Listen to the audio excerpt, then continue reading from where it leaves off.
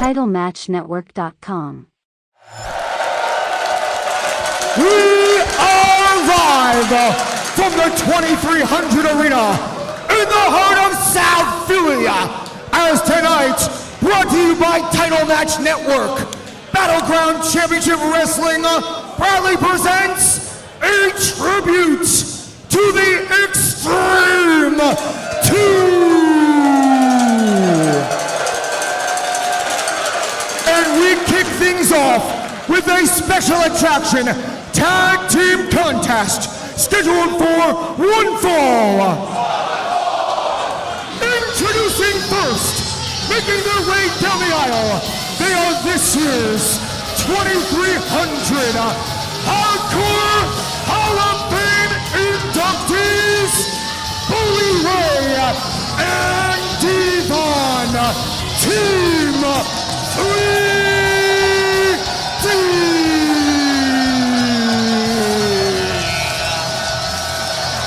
You can cope through the adjectives of all the reasons Devon and Bubba are so legendary.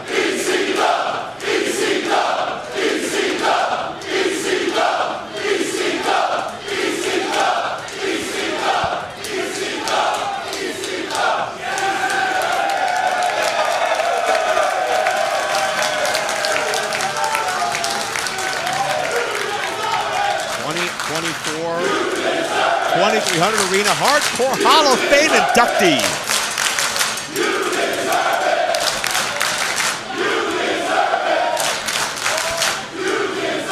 I think many would say long overdue at that.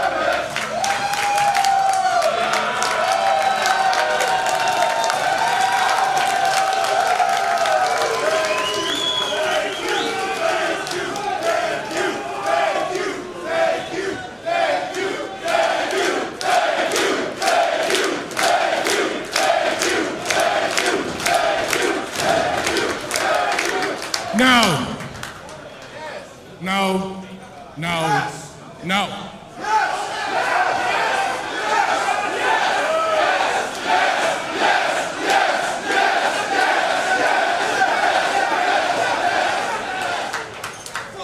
Thank you.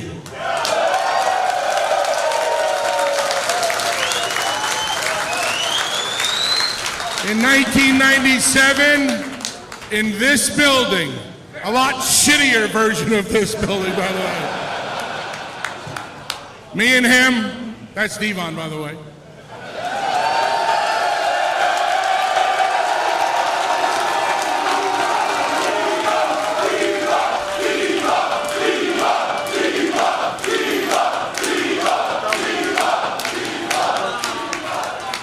We hit the very first 3D of all time,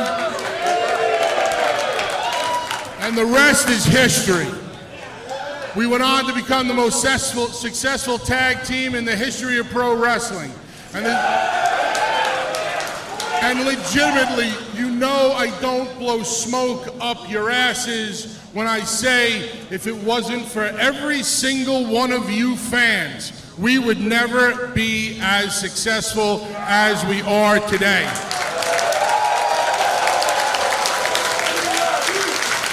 And that's it. Thank you very much for always showing up. Thank you very much for always supporting us. Whether we were Team 3D or the baddest fucking tag team on the planet, the Dudley Boys!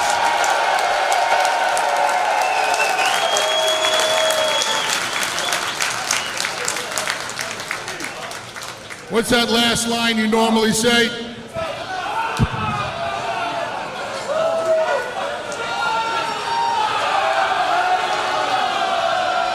So without any further ado, oh my brother! Testify! Oh, testify! I love you fuckers. So you know what? That's not gonna be the last line. I'm gonna do what I used to do when I used to start off at the ECW Arena. Number one, shut the fuck up. Now testify. Please cover my kids' ears.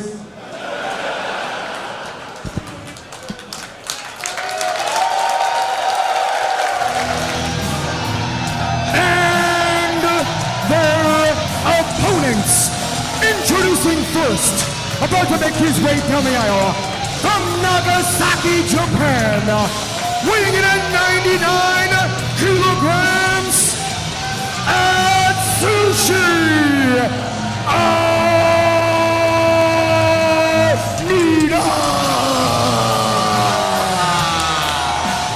And now South Philly, let's find out together who is Onita's mystery tag team partner. Oh my God, is he here?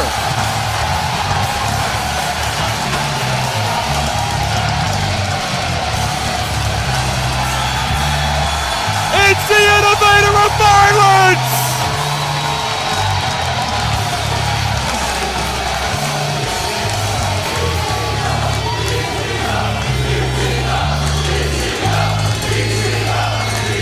Making his way down the aisle from Yonkers, New York, weighing in at 265 pounds, the innovator of violence, Tommy Dreamer.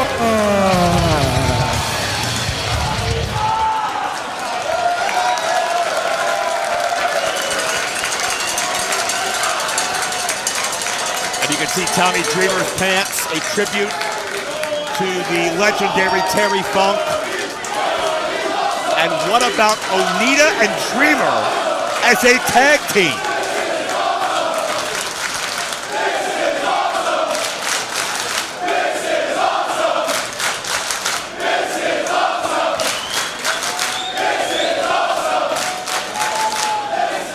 What a moment, and we're just getting started.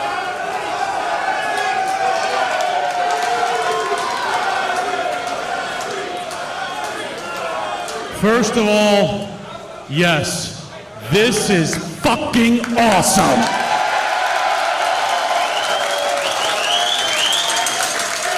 And if you've been a part of this for as long as I have, it was about moments like this created in this venue, created by the men and women in the back that you're gonna see later. And guys, if there ever was a time for me to do this, it is this night, right now, in the greatest week of Philadelphia's existence.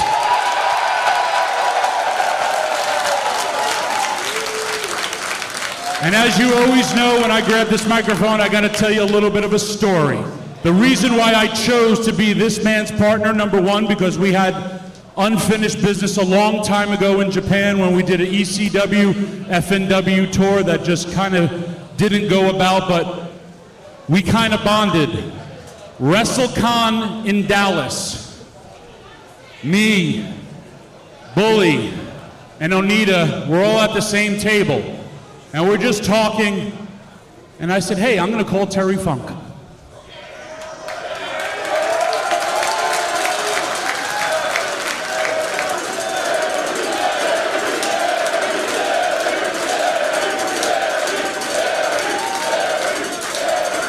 Guys, I'm only out here 2 minutes. Please don't make me cry already.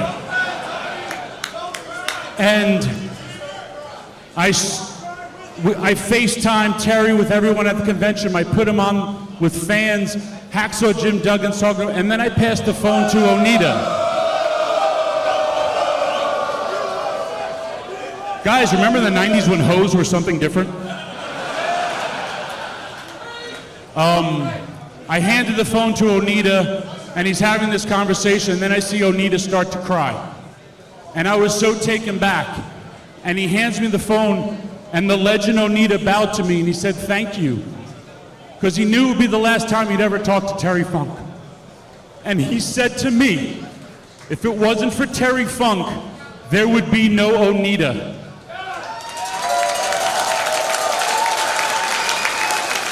And then I turned to him and I said, if there was no Terry Funk, there would be no Tommy Dreamer, there would be no ECW.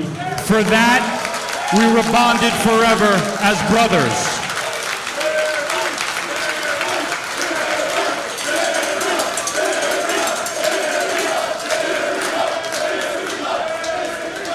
So again, on one of the greatest evenings and the greatest weeks in Philadelphia history, I gotta say thank you.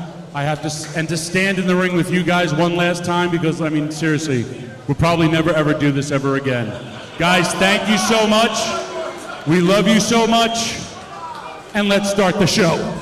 Tommy Dreamer with a microphone to the skull, and the fight is on. Tommy Dreamer and Atsushi Onita on paper, on different sides of the fence, different promotional boundaries, but bonded for life by a mutual love and respect for the great Terry Funk, the timeless legend that meant so. Oh, Onita missed the referee, and we're 30 seconds in.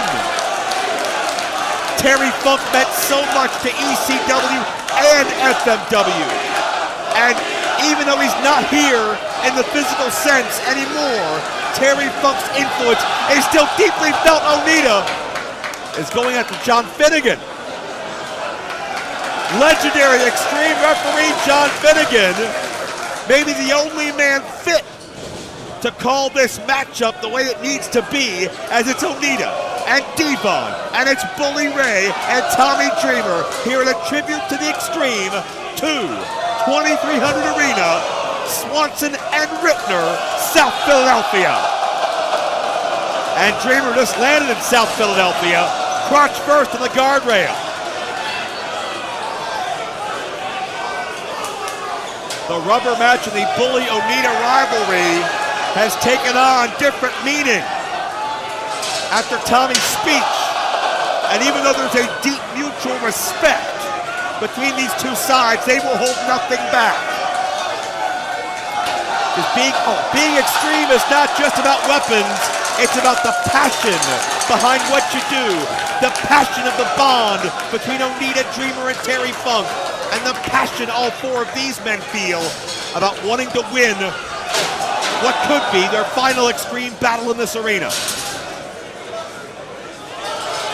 Timekeeper table already being upended. Bully and Dreamer probably carrying over a few arguments from Busted Open Radio into the ring. Shout out Dave LaGreca, I'm sure he's watching.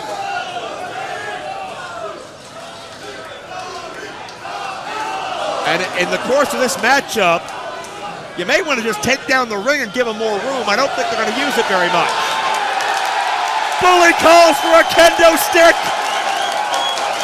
And a perfect throw, but Dreamer interrupts. The look on Bully's face speaks volumes. I guess I should call it a Singapore cane in this building.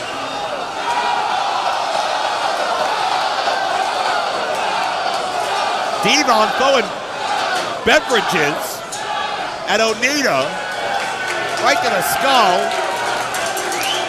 Dreamer and Bully. Bully's on Dream Street, he's out on his feet. As you can see, the sea of Extreme fans, 23 years after the fact, they still remember, they still come, they still embrace everything this movement stands for. It changed an industry, it changed lives forever. And you could still feel it in the air. You could feel it in the locker room, and I hope you can feel it at home around the world on Title Match Network.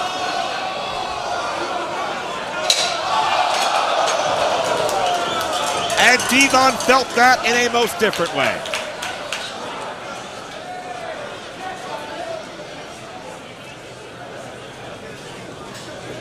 Onita a chair.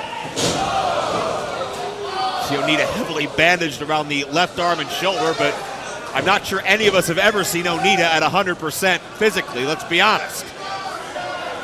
Always recovering from electrified barbed wire or exploding landmines. Just another day on the job if you're an FMW. And Bully's throwing tables. And if anybody can do that expertly, it's Bully Ray.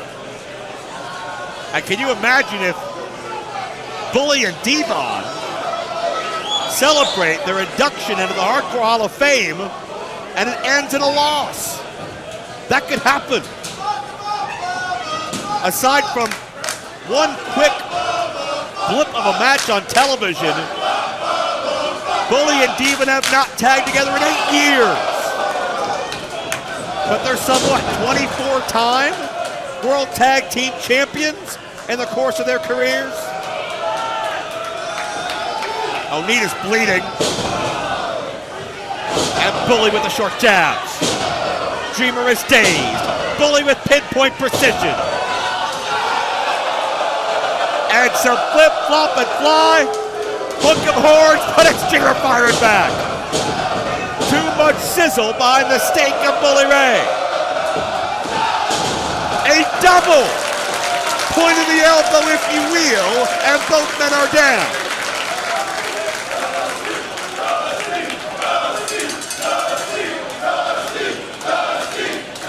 Another Extreme legend who has spilled blood in this building, the American Dream, Dusty Rhodes. His memory fresh in the mind of many wrestling fans this weekend, and with good reason.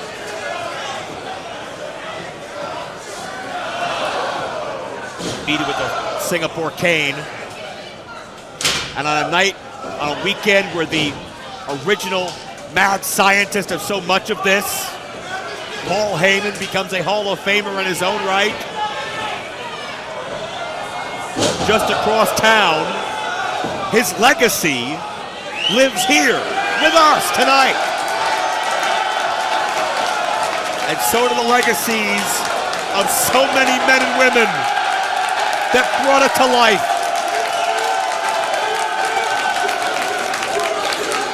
And this feels a little backwards.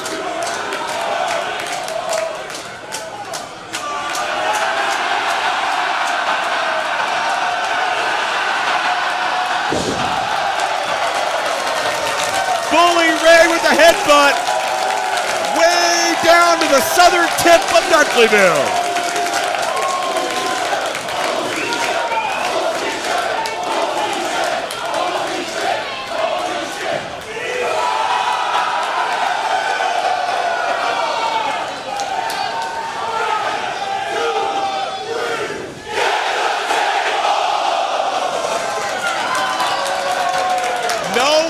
Tag team does it quite like 3D.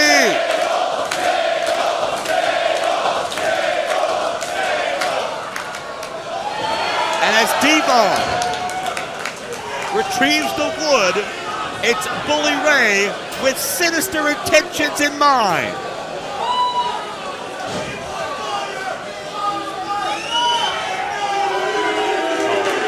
Dreamer's felt the 3D many a time, but with an exclamation point, through the table on Dreamer, hit ribs first.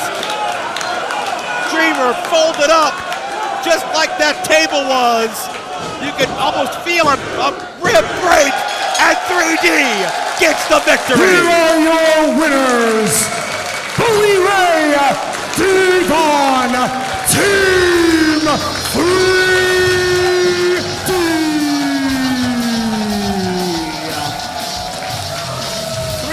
Come home to South Philadelphia and lead Hardcore Hall of Famers and victors, maybe for the last time in this building. Straight up, Devon has gone through so much medical stuff. This guy's had back surgery that a lot of people don't know about.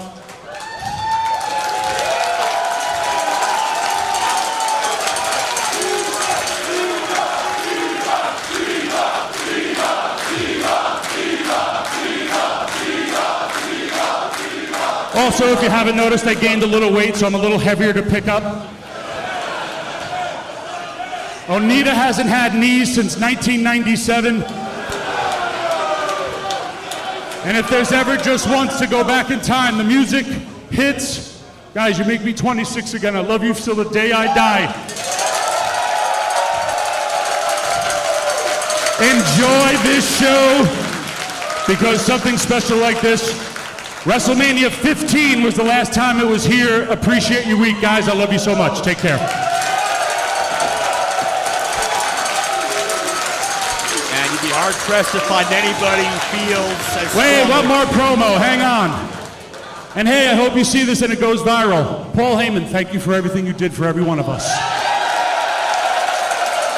And without you, none of this revolution, you changed the fucking business and you deserve that Hall of Fame. Thank you guys.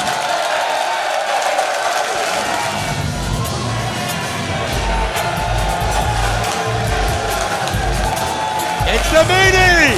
I do apologize. Welcome to the ring at this time. Tonight's host of the Tribute to the Extreme, ECW Original, the Blue Meanie. Welcome to Tribute to Extreme 2!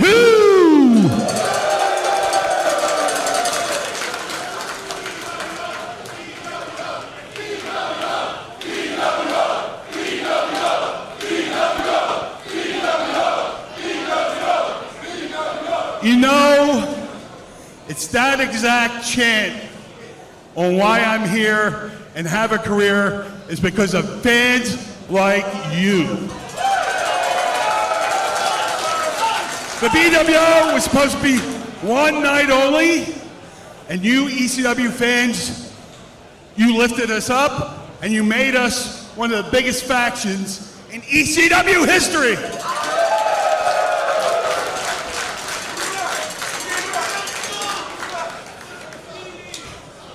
I look at these banners, I look in this crowd, and I get real nostalgic because I came to this building in 1993 as a fan. I sat right here. And then one day I became a wrestler, and Steven Richards brought me over that guardrail, and my life changed forever. And that's why we're all here. ECW changed each and every one of our lives.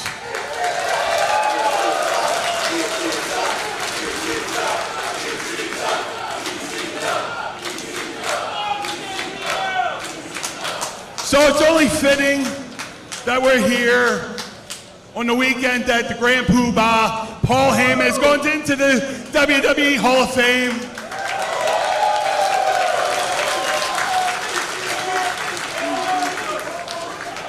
And most importantly, thanks to Battleground Championship Wrestling, we can all come together in the house that hardcore built.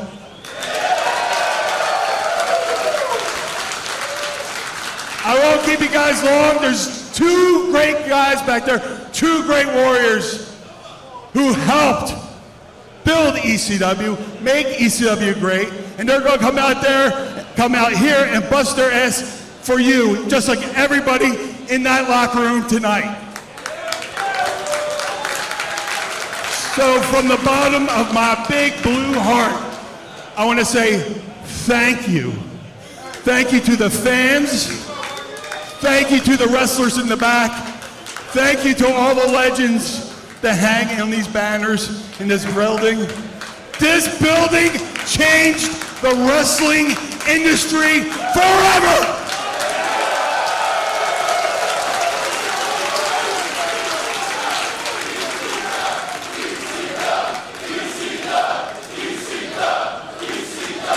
Without further ado, let's continue our tribute to Extreme 2!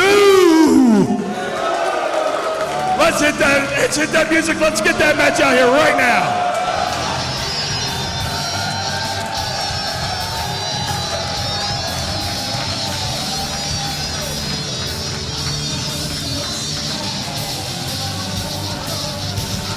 The following contest is scheduled for one fall. Introducing first, accompanied to the ring by the Queen of Extreme, Francine.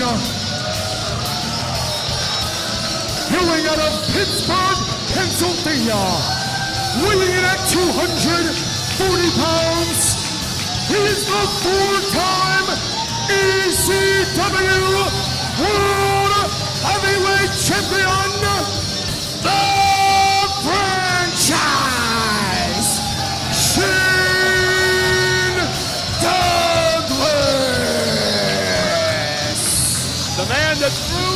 the NWA World Title. March 26, 1994, ushering in the era of Extreme, proclaiming the NWA dead and buried. The franchise has always spoken his mind. And with his head cheerleader by his side, Shane Douglas may be unstoppable.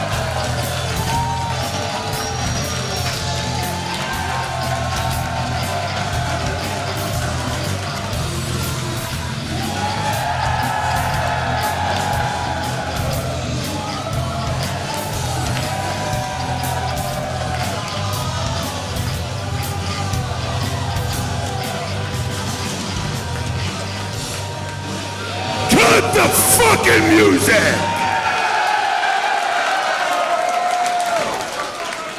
God damn, you guys are great.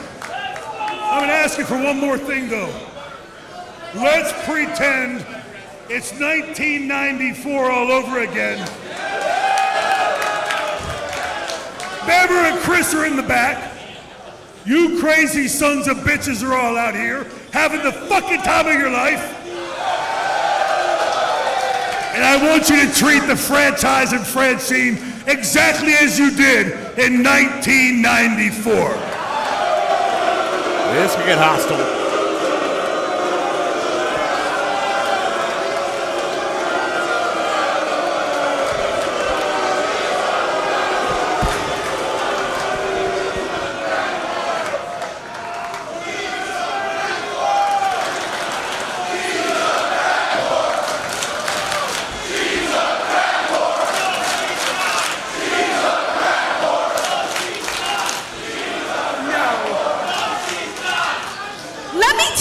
Something.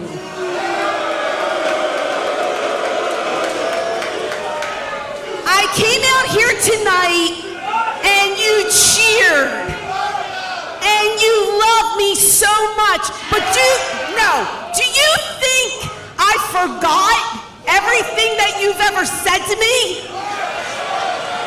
Oh, she's a crack whore. She has herpes. Francine takes it up the ass, doo-dah, doo-dah.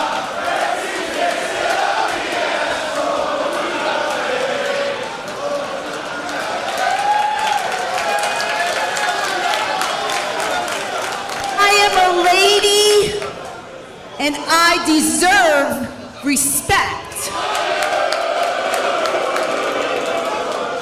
I have no qualms about taking the franchise and getting the hell out of Philadelphia.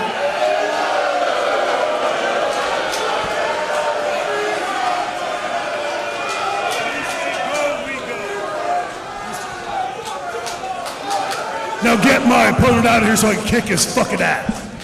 Well, we all know Shane preferred Pittsburgh to Philadelphia anytime, any place. By the way, it was August 27th, 1994. When Shane threw the NWA World Title down. Had to get that date right. I'm sure someone's roasting me somewhere on social media.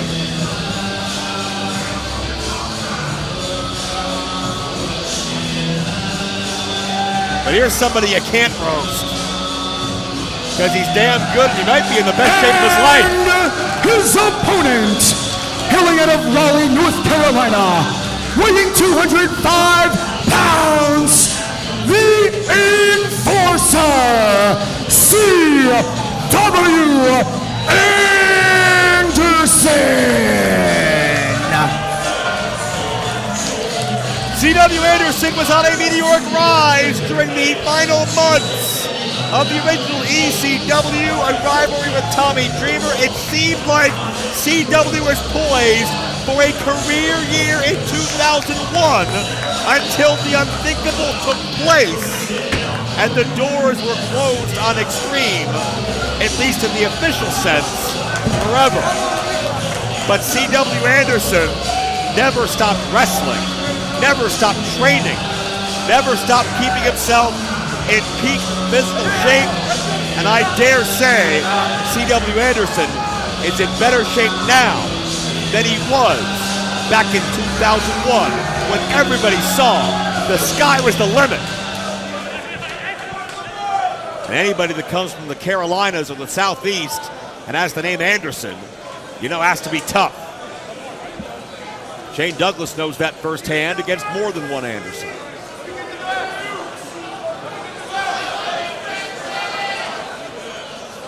Franchise holding the ropes for his lady.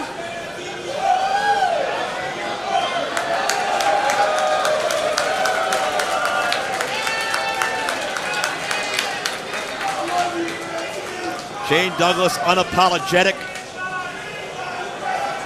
bold. Somebody who has never cared about consequences to his words or actions. Whether it was the political firestorm of throwing down the world title, whether it was breaking Pitbull Gary Wolf's neck, whether it was shaking his halo in the middle of this building and causing a riot. Shane Douglas wore Extreme on his sleeve and carried that banner through the mid to late 1990s, even when his body wouldn't cooperate, even when he was told by other wrestling organizations that you weren't good enough. Shane came here and proved them wrong every time. 4-time ECW World Champion, only one man can eclipse that record. And CW and Shane Douglas collide. And the franchise, mark him a veteran. Over 35 years of ring wars, dating back to when he trained with Dominic DeNucci in the greater Western Pennsylvania area. And Douglas sent CW into the steel, most violently on the floor.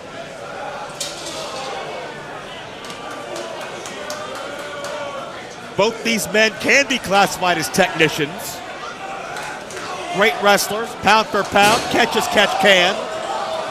But that's not necessarily what we're here to do. We're here to do this.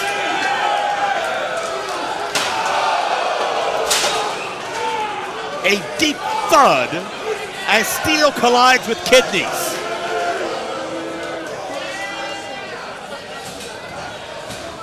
I still remember, of course, I'm a Pittsburgher, much like Shane Douglas. I won't say that too loudly. Philadelphia will get mad at me, but the largest crowd that I think still stands in the history of ECW, Shane Douglas defeating Bam Bam Bigelow November 30th, 1997 at the CCBC Golden Dome in Monaca, Pennsylvania.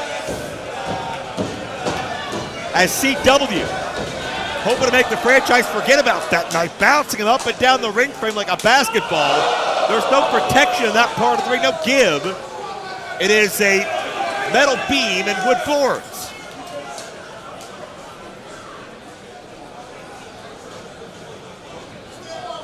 CW is physical, he's gritty. And with Francine was never afraid to put herself in danger. CW got caught up in the ring ropes and the franchise just kicked the rope, which is not a rope, that's a misnomer. That's a steel cable wrapped in rubber, and that cable just hit CW in the most unpleasant of locations.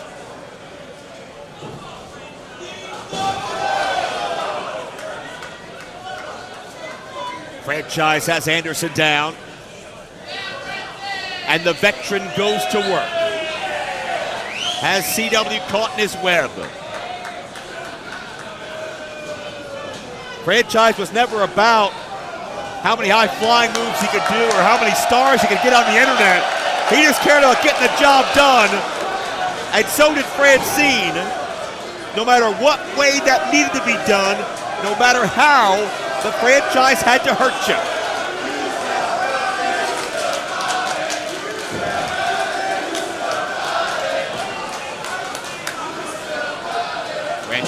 Wrenching the leg of CW Anderson. Trying to tear a hamstring, perhaps a groin muscle of Anderson, but CW battling back. CW, one of the most adept strikers in the history of the land of Extreme, but franchise to the eyes will shut anybody down. You can't punch when you can't see the target. And CW blocked as the franchise tried to go low. Anderson fighting to his feet and again to the eyes. If it ain't broke, don't fix it. A tried and true franchise Shane Douglas staple. But charging in, met with an ECW Anderson. Down with a sliding clothesline. Is that gonna be enough? Near fall, franchise kicks out. Oh, wait a minute. Francine has seen enough. The head cheerleader just walked onto the playing field. Oh, CW's got Francine. Oh, hello. We are turning back the clock.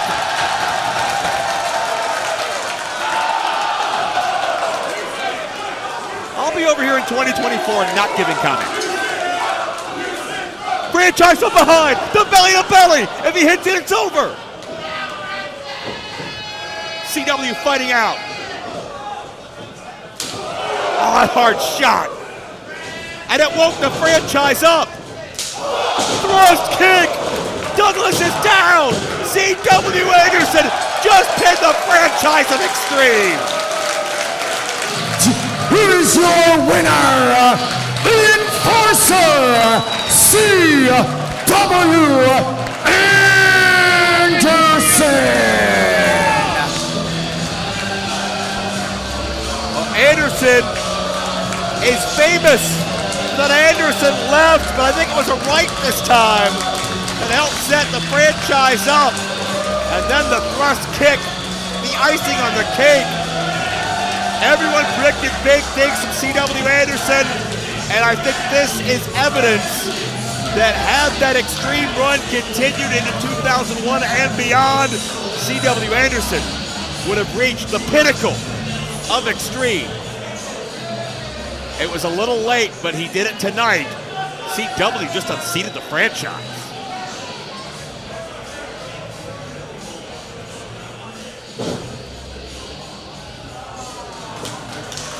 CW showing respect without the sacrifices of Shane Douglas. There wouldn't have been an ECW by the time CW got there. Again, brothers in blood, related or not. So many wars on the road, and yeah, I'm sorry I spanked you. That's a thing. Don't you go anywhere yet, C-Dub. Because I got something to say to you and every one of these sons of bitches out here. Take a look at the wall. Look at the names on that wall. It wasn't too long ago this building was a rat-infested, cockroach overrun, sewage piss coming out all over the night. Having been in all the arenas around the world, I can tell you that this one was hands down the greatest, most fucking magical wrestling arena on the face of the planet.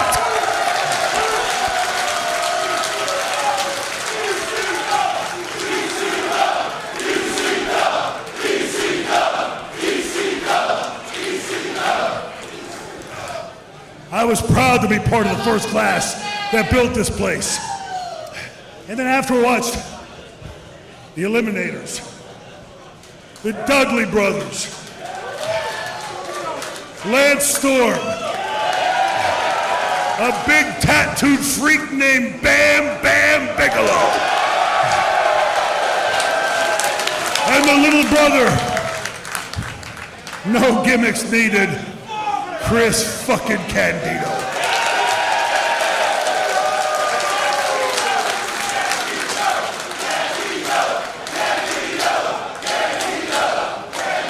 But CW, you came in at the tail end and you gave them everything they wanted and more. So we hear all the time, thank you for what you've done in our sport. And you damn well earned that. This wasn't an easy place to come into after that first or second year, you damn well better know your craft, and you fucking knew your craft. We hear ECW today chanted all over the globe, no WWE. By the way, anybody heard any good Vince McMahon jokes lately?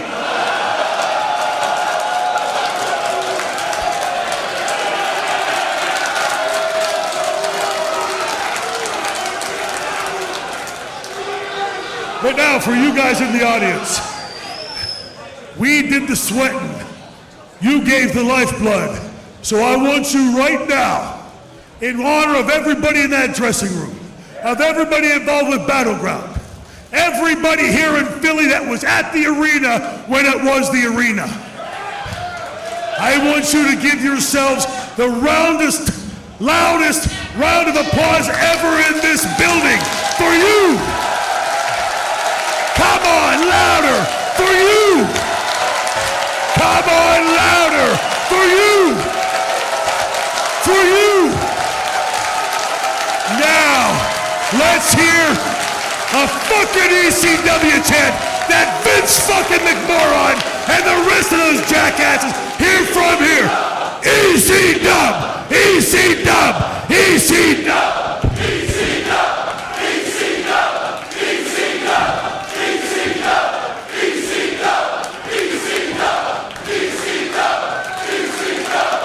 We talk so much about the Extreme Warriors through the years, we often don't give proper credence to another Hardcore Hall of Fame inductee. Yeah, that's the fans. The energy and the ambiance they created throughout the years in this building has been impersonated, attempted to be replicated, never quite duplicated. It's never quite been the same as that simple place and time that was Extreme, a true time capsule of an energy, an idea, a movement, and a desire for change. And that man, Shane Douglas, was the franchise player running the biggest plays for many, many years. And CW earned his spot as part of that legacy as well.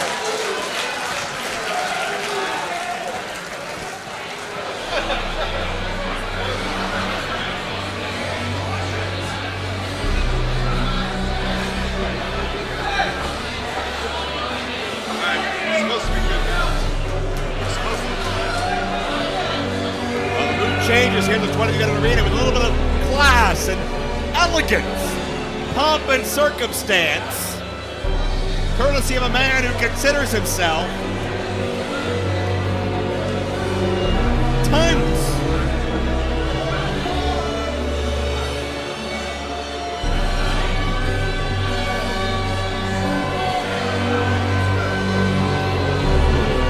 In the ring, you're looking at Percival and Vanessa, the associates.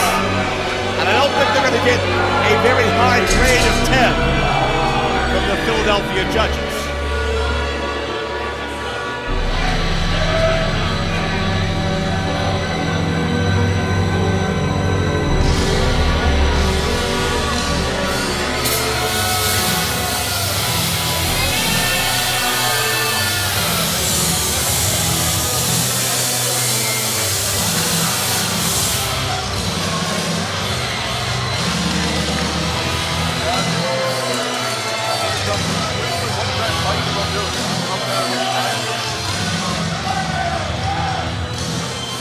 You see the emergence of Crowbar back in the original era of Extreme. He was better known as Dangerous Devin Storm, but even very young into his pro wrestling career, he challenged the likes of Taz, Samu, on down. Introducing first, he's accompanied to the ring this evening by Percival and Vanessa.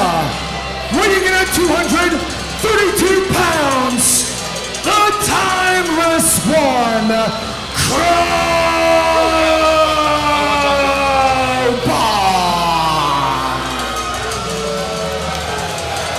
Crowbar's not just dangerous, he's also intelligent as well. He's an individual who, with his extensive knowledge of physical therapy and chiropractic, he can break you down, he can build you up, he can do some serious damage and hurt you, and is not afraid to throw caution to the wind and risk hurting himself. And his opponent, making his way down the aisle, coming to us from Pepper Pike, Ohio, weighing in at 220 pounds, Dastardly Dirty Doring!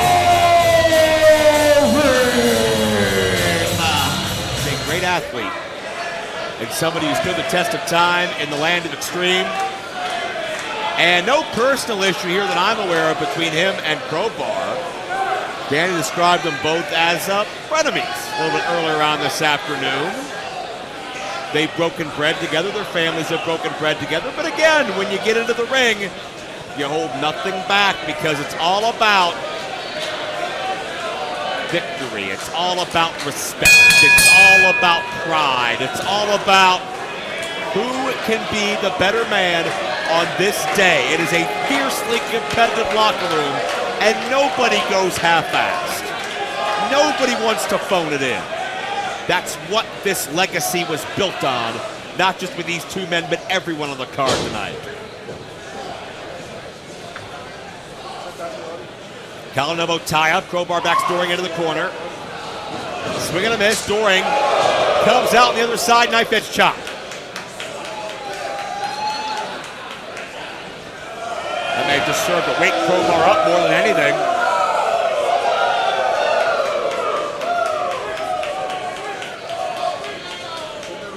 Both men very tentative, moving in slowly against one another. That speaks to the respect both these men have for one another. They don't want to make a mistake, they don't want to rush it. They know they're in there with their physical equal in so many ways. And Doring, a second time, ducks Crowbar's offense and fires off a chop.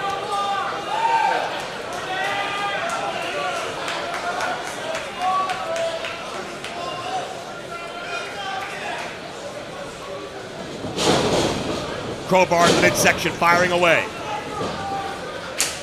Hits a knife edge. Both these men are looking for a weakness. Feeling one another out. Crowbar the knee as he caught Doring's momentum coming in. Second time, knee to the midsection. Caught him in full that time. And again, when you think about Crowbar's practice in body alignment and therapy, he knows the pressure points, the tendons, the ligaments. He knows the weak bones, he knows the strong bones. He knows the weak muscles, he knows the strong muscles. He knows what to hit to bring you to your knees as Doring down the lateral press for two.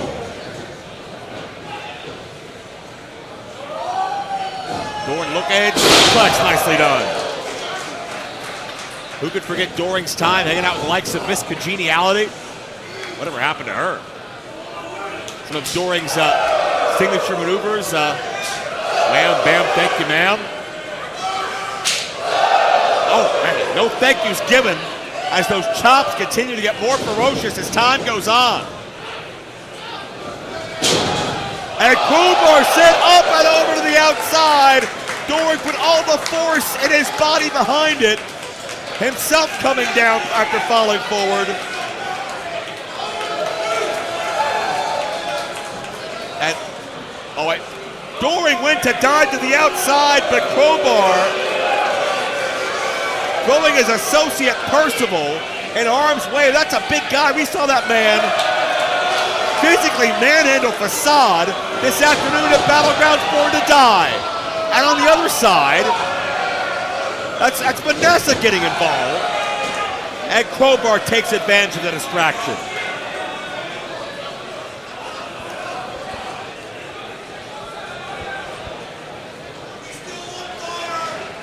Crowbar has Doring set up very awkwardly, precariously, and wrenches the neck of Doring across that ring cable. Keep in mind we talked about that steel wire in there. Crowbar knows it, trying to jar the neck of Doring, which will compromise so much of his mobility. Face first to the buckle.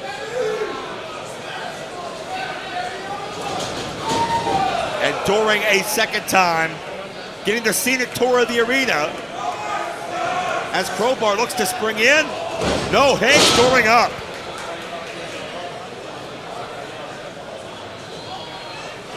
Crowbar in with a crossbody, 2 count only.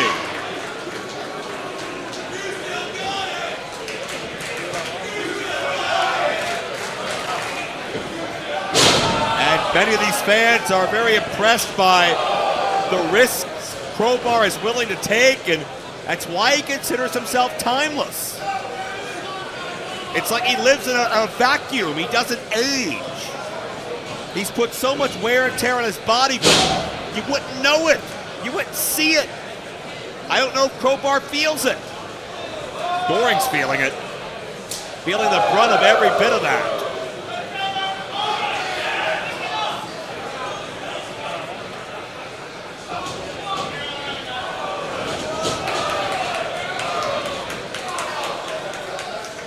And Doring went to fire back, but Crowbar, that neutralizer of the eyes, he's watching his Shane Douglas tapes. Now sternum first into the buckle. And Doring, look at Cobra clutch. Looking to finish this, no. Crowbar can sense himself in danger, drop toe hold. And now submission attempt.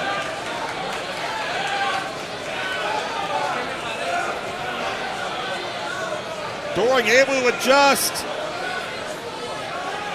and have the offensive advantage, almost a Rings of Saturn. Another Extreme original.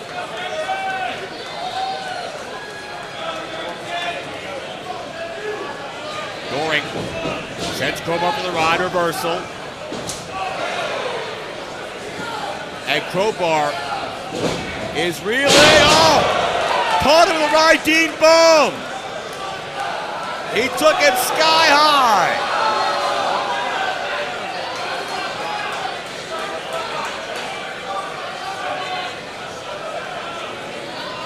And you see the submission. That bow and arrow attempt. Crowbar cranking back. Pressure to the shoulders, to the arms, to the legs that are grapevine. Doring has nowhere to go, but will not submit.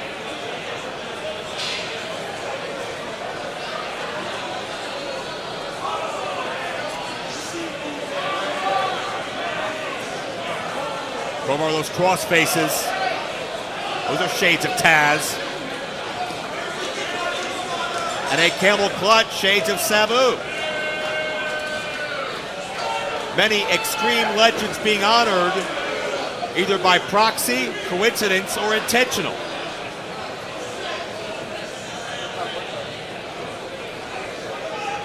And Doring hung up on that rope again.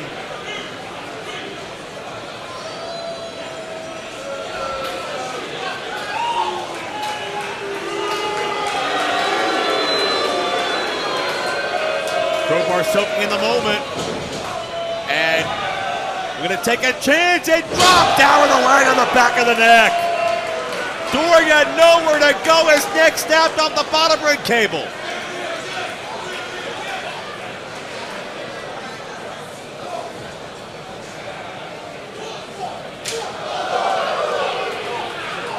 Crowbar firing away. Those knife edges have been a lethal weapon for both men, really, but especially Crowbar.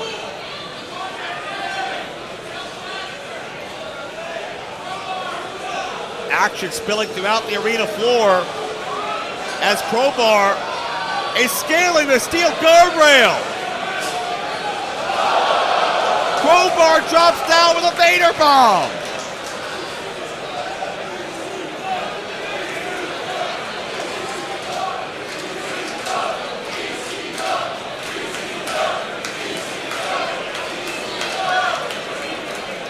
Caution to the wind.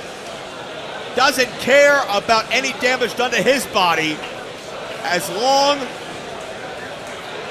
As the damage done to Danny Doring, cover in the ring, Doring kicks out. Second time hooks the leg now. Shoulders down, 2 again.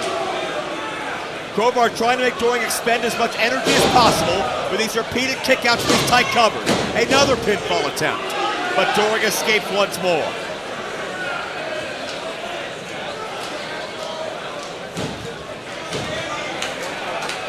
Doring trying to get back into this thing. Feed off this crowd or maybe just psych himself up.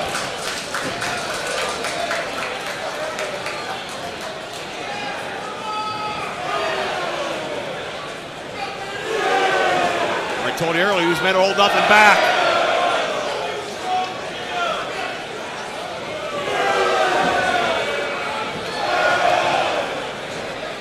Crowbar weak in the knees.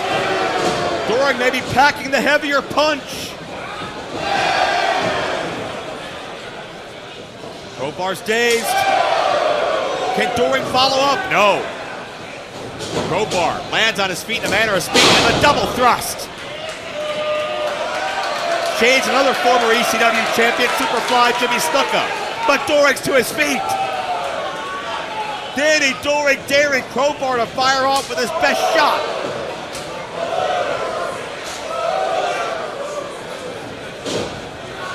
In for the ride, clothesline connects.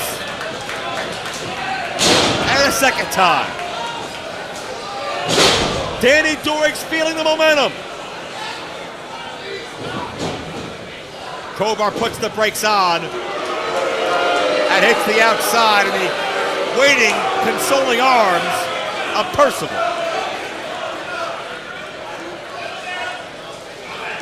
And with an insurance policy that large on the outside, with Doring!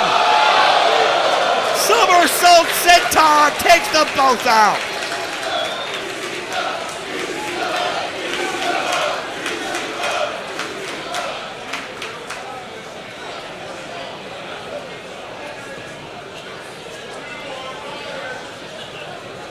Crowbar back in the ring first, but he may not be aware of it. Doring took a lot out of Crowbar and Percival, but may have taken just as much out of himself, and now Doring maybe getting a little upset. Danny Doring the chair. Straight to the midsection. And to the spine. Danny Doring, face first, goes Crowbar into the chair. Caught the stroke, and that should have been it. From the outside, Vanessa. Interrupt, you gotta believe, would have been a surefire 3 count.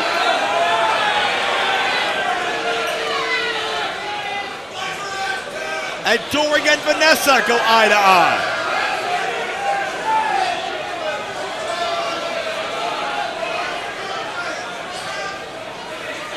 And Doring, he won't discriminate. Anybody gets in his business, they'll feel the wrath. Wait, Crowbar from behind. Doring counters. Oh, Crowbar! Just nailed Vanessa on accident.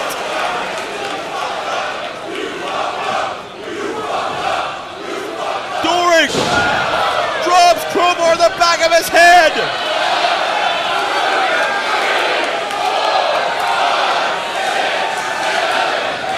The Dastardly Ones got this one, but Percival from the blind side, the referee's with Vanessa.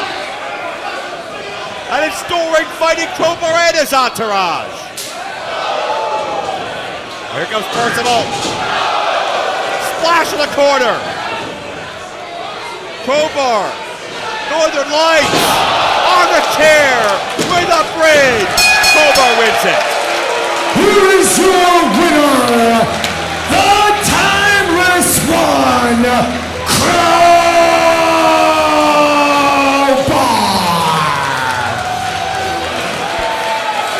Well, a win that will stand the test of time in the record books. Crowbar actually scores 2 victories in the same building on the same day, in a building this historic, that's big.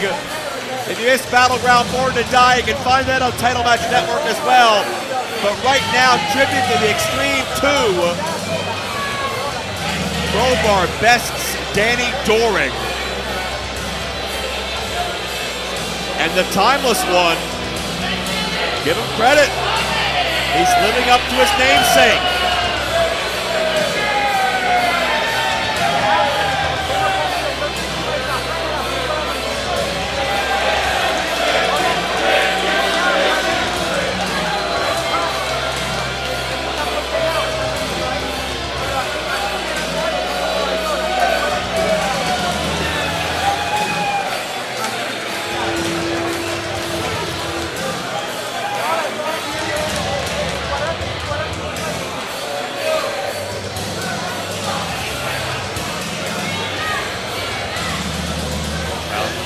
Doring seems upset by that result, but you can't change the past at this point.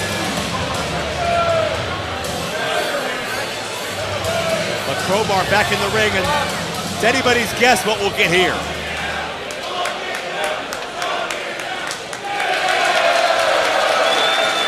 That respect, that friendship's still there. Even after Crowbar took a shortcut. Well, several shortcuts. Can I pull back the curtain for just 10 seconds? Is that okay?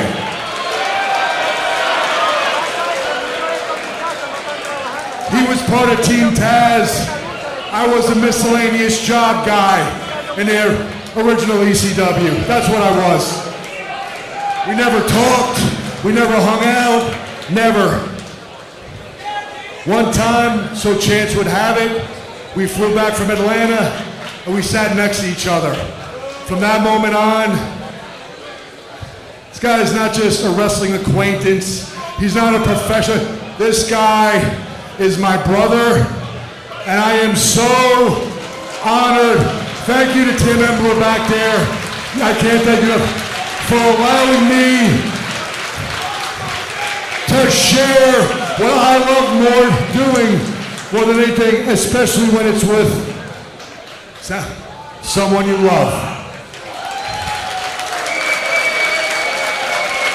Well, they say Thank you guys, this felt great. They say the ones you love always hurt you the most, and maybe that was the case of Crowbar doing to his friend what he knew his friend would not do to him. Either way, Crowbar is the victor tonight, and his journey into the future as the Timeless One continues. And so does tribute to the Extreme 2. So much great stuff still to come.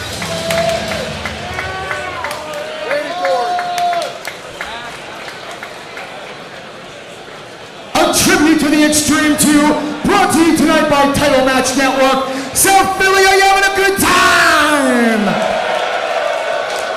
As our star-studded spectacular continues with this next bout set for one fall.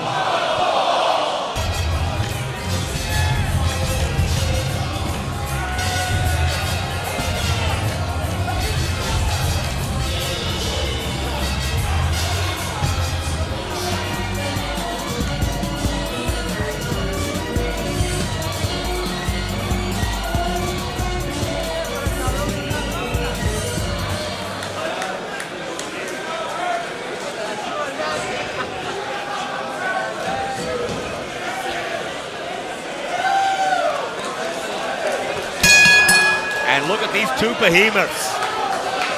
Alvin has been at the side of Joel Gertner, allowing Gertner to hijack Battleground Championship Wrestling events and talk and vent. I mean, something that should be happening in a therapy session, not in a wrestling ring. Gertner about who books him, who doesn't book him, what he thinks of the wrestling industry, who he likes, who he doesn't. And nobody has the cojones to stop him, because if they try, they'll have to deal with Alvin.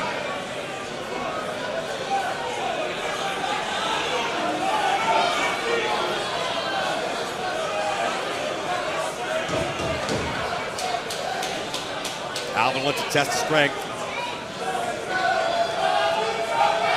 I'm very curious to see what direction this goes in.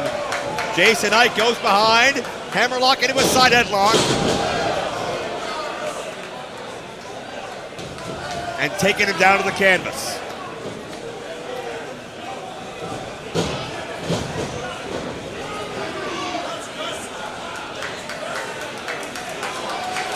Quick attempt at an advantage, quick attempt at a fall.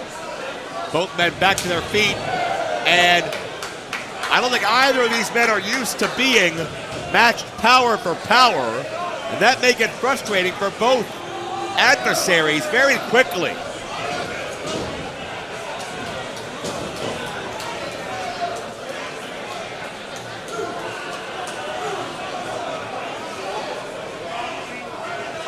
Alvin backs up Jason Knight. Almost a condescending break. Oh, with the charge in. Jason firing away. Buries the feet. Knife edge chop. Second time.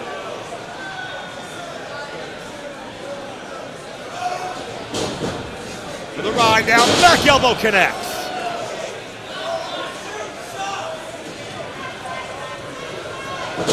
Nightmare by Jason. And clubbing blows down to the chest cavity. Showcasing that power, that intensity.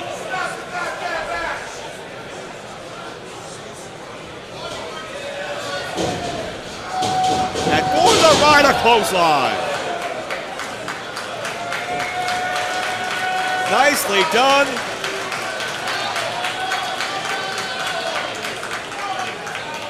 And Alvin is on the defensive. It may not bode well for Joel Gertner, who's got a fight with Bill Alfonso later tonight. If his bodyguard goes down to another Extreme Original here.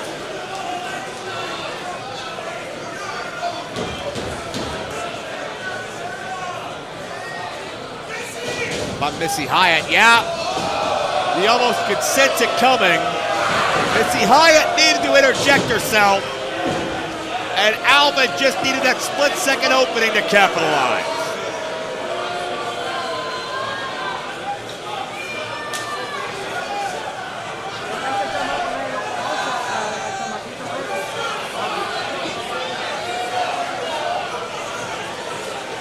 Alvin cinching in, applying the pressure, pressing the advantage. Jason into the turnbuckle, and with Bandit and Missy Hyatt cheering on, Alvin charges through with a splash.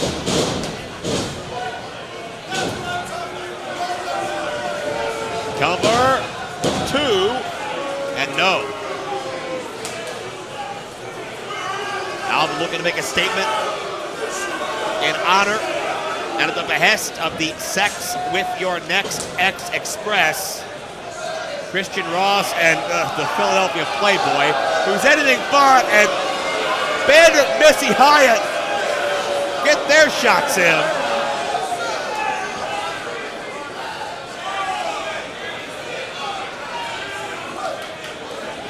And this could be a count out for Jason Knight, giving the victory to Alvin.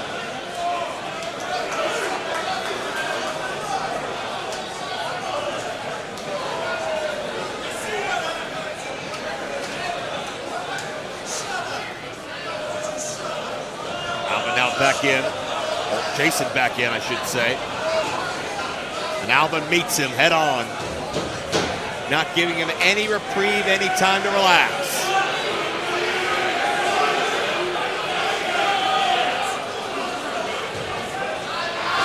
Charging in, oh, splash!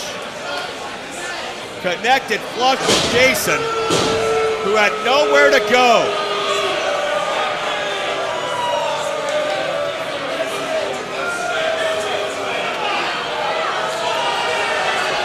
These fans are none too impressed by Gertner's latest find.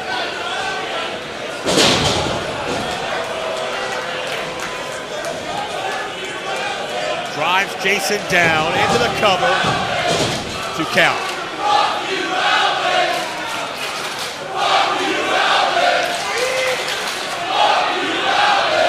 That about sums it up.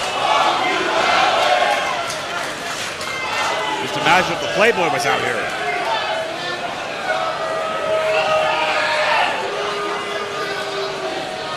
Well, you gotta wonder, as far as Jason's first matchup in 12 years, what his cardiovascular condition is, what that endurance, that gas tank looks like. The longer this matchup goes, the more it's gonna favor Alvin. Alvin got all of that full scoop and a body slam, and now second turnbuckle on the inside.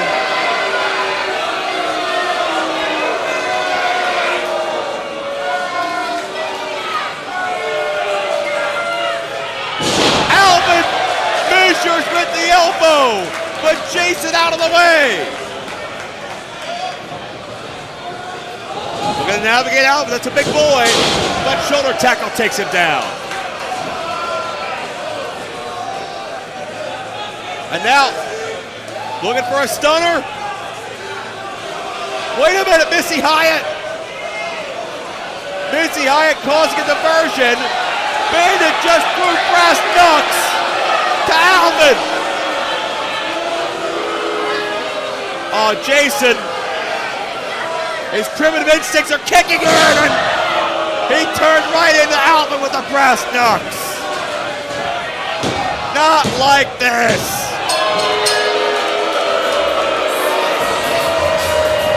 Here is your winner, Joe Gertner's personal bodyguard. This is Alvin.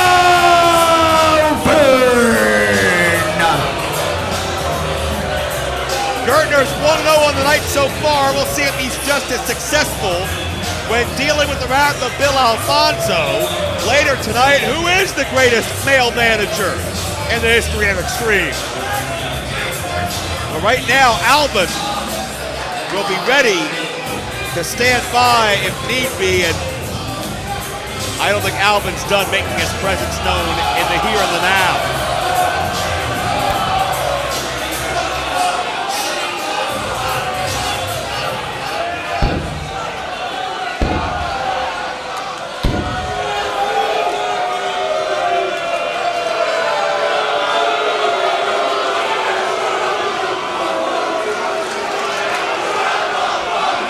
Talk yet. I don't think Alvin's made any new fans tonight.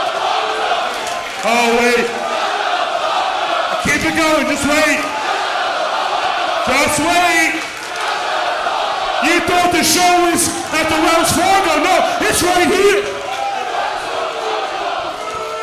You see, Jason Knight, why don't you go to the back and find a cheap bottle of Absolute and try to dig back some of the courage you had in your prime. Jason Knight, Myth, ECW, Myth,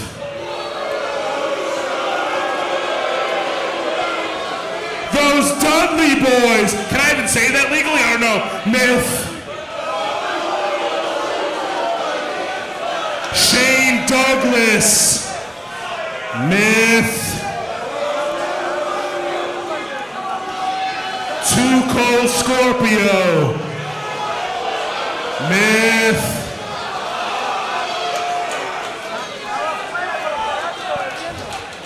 even fucking New Jack, Myth. Oh boy.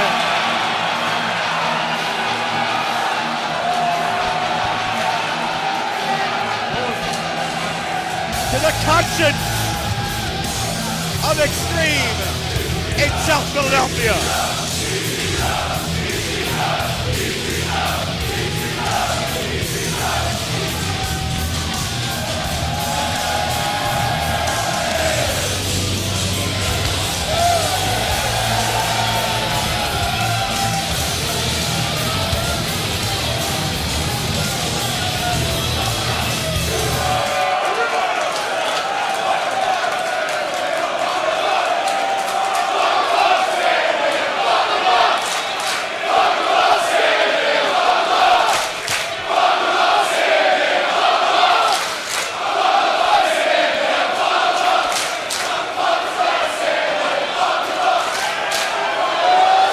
The Sandman wielding the Singapore cane.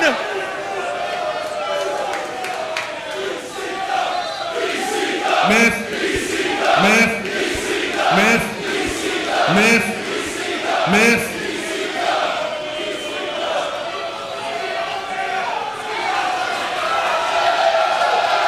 There's nothing mythical about this except maybe how much the legend of Sandman has grown.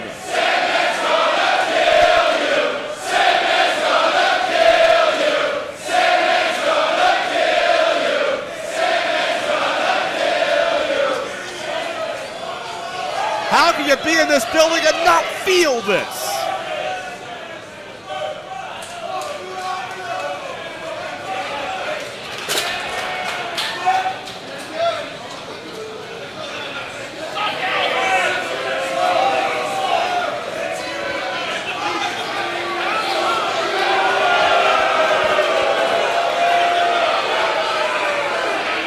I think Sandman's setting Alvin up for failure.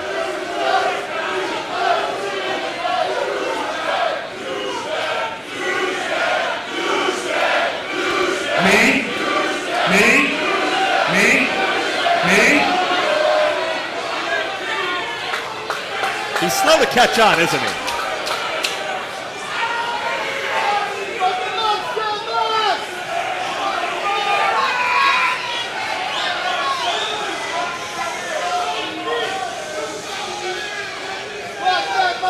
Even you fucking drunk.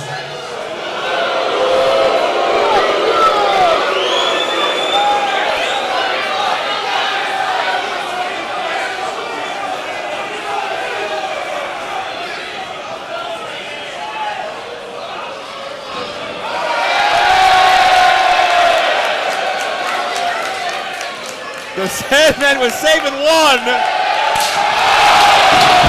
And a shot between the eyes.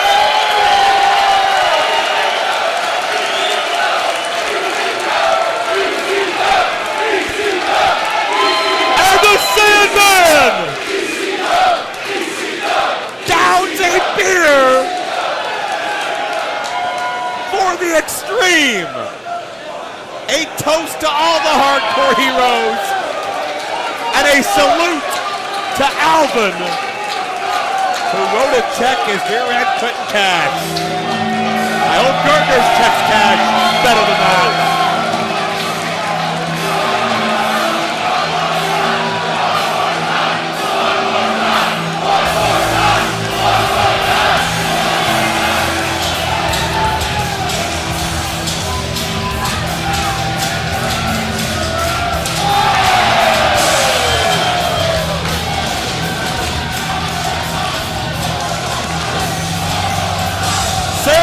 Lasting impression to Alvin.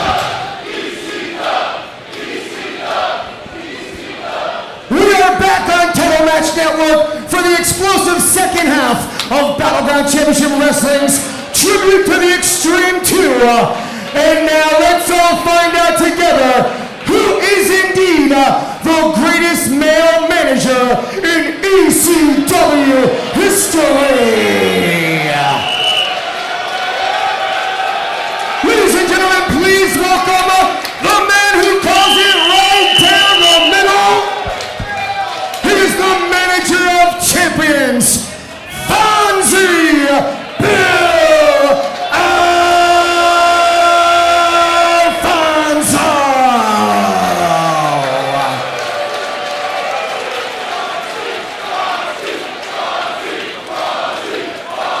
Bill Alfonso, the man that calls it right down the middle, Daddy.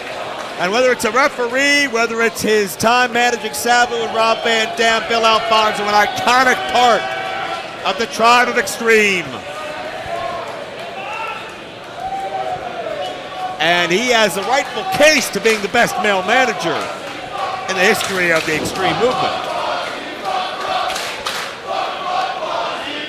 I wouldn't want to mess with Fonz either because he's nuts.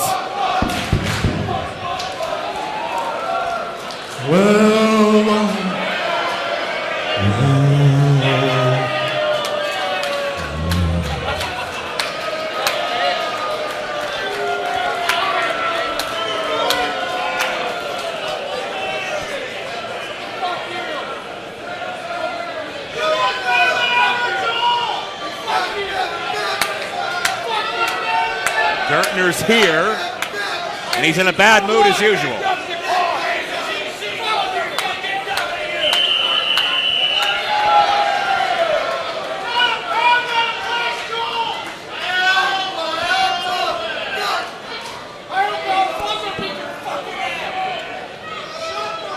You know who certainly doesn't call it right down the middle? I mean, I know about splitting it right down the middle, and I know about a guy who tried to make a gimmick and a career out of calling it down the middle or not calling it down the middle, being a heel, a tweener, a babyface, whatever he wanted, RVD, Sabu, whatever he wanted. They were great. You didn't see them get inducted into Hall of Fame, did you? Today, Billings Hall of Fame, at the beginning of the show, you didn't see Rob Van Dam, you didn't see Sabu, you saw the Dudley Boys. Here's the thing, the guy that has no idea what it is to call it down the middle is one Timothy Embler. The office here at Battleground. Hey, Embler, was he out here for the first half? He wasn't, right? Do you know what that means to me? That means to me that you're not out here for the second half. Shut up!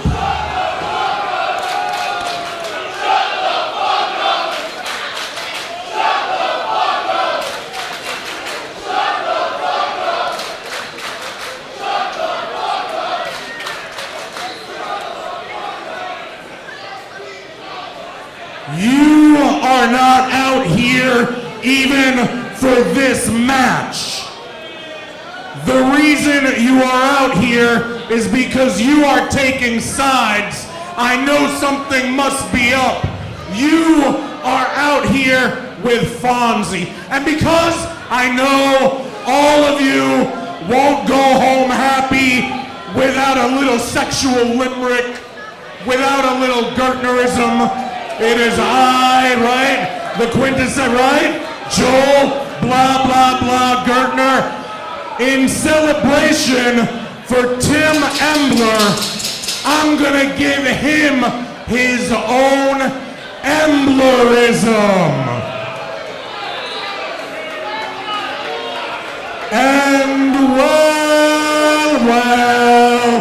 well, it is he, Tim.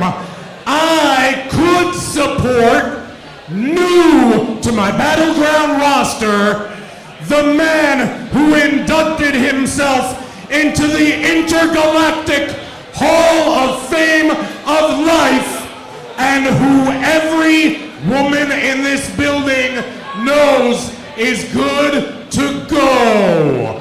But instead, I'm out here with an older gentleman with a whistle around his neck because he likes to blow.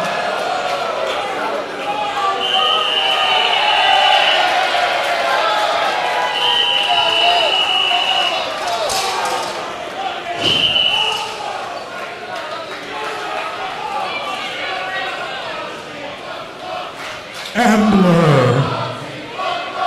Shut up!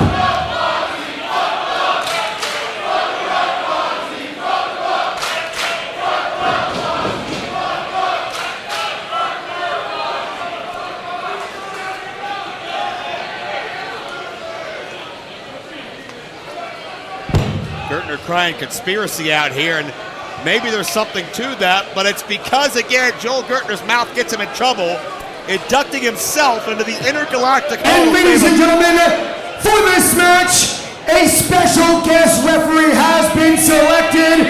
It can only be one man. It can only be this man. Commissioner Todd Gordon. Your special guest referee, Mr. Todd Doring. And I don't catch cans. I don't expect a lot of strong-arm scissors. flying hammerlocks.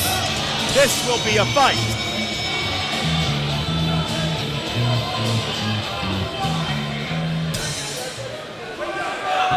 Oh, Joe wants to talk again.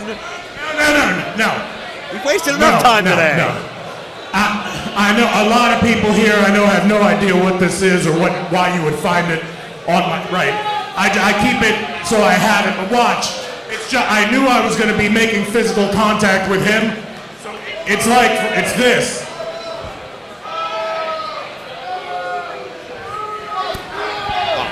It's not for putting.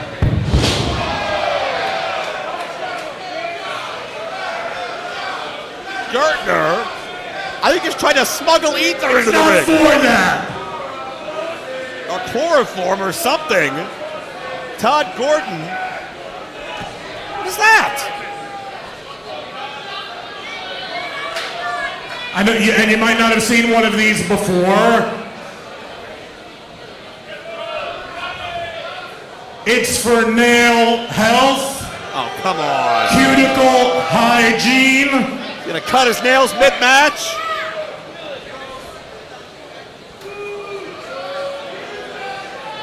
It's for me to do my nails before the match, Oh, stop. not for me to. Gertner, do you really think Todd Gordon's buying any of this? Demonstrating. He's not buying a lick of it.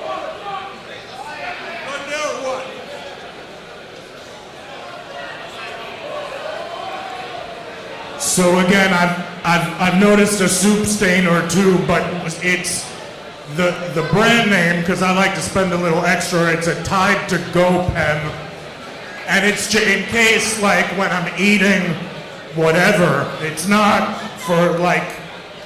Oh, come on. It's just for my shirt. I think we get it. Are we out of objects? Gertner's not going to explain this away. Looking for every shortcut with his express nowhere nearby.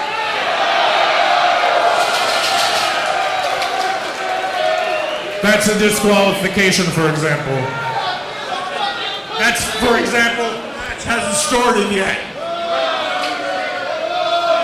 Fonzie's ready. Todd's ready. Gertner's the only one taking his sweet time. I hoped it wouldn't have to come to this, but it's not. I mean,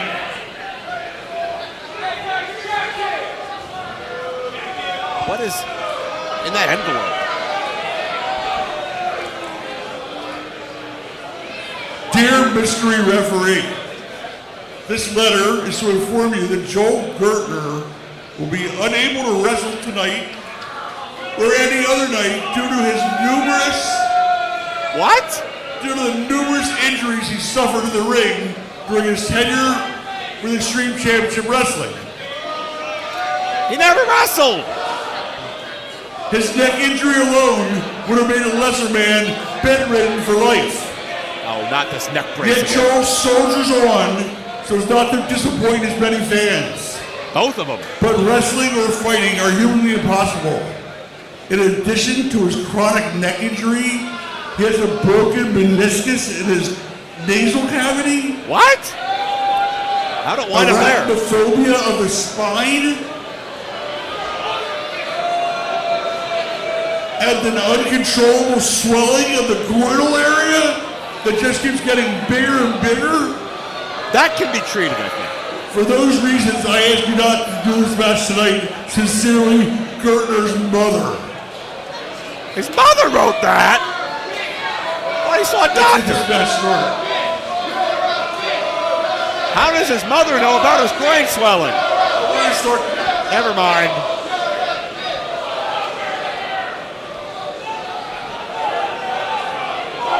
Now what?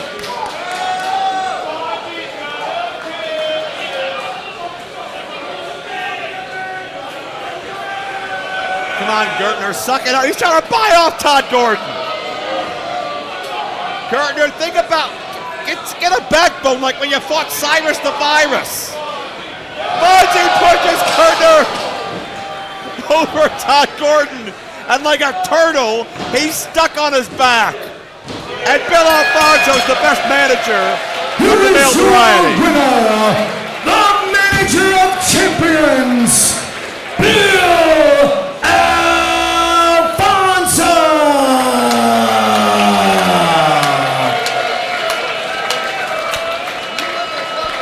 Fonzie has done it.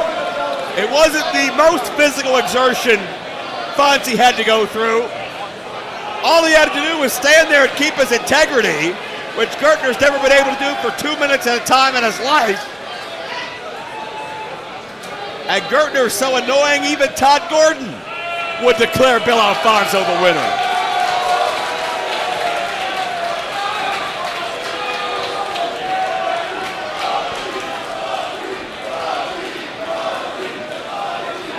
Hey, Fonzie, I need your help. Where is that Tim Embler? Tim Embler, where are you? Here. In the ring, please.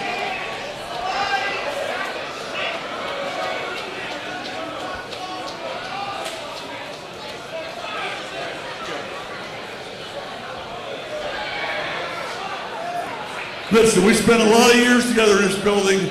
We've seen a lot of good shit go down. And I think this guy is taking that ball and he's run with it. He's put on show after show, packing this house. I gotta tip my hat to him. I really do. Fonzie, same way, right? Give credit, look at the house. As far as I'm concerned, you can call this building the ECW BCW Arena. Congratulations. Todd Gordon passing the torch to the battleground.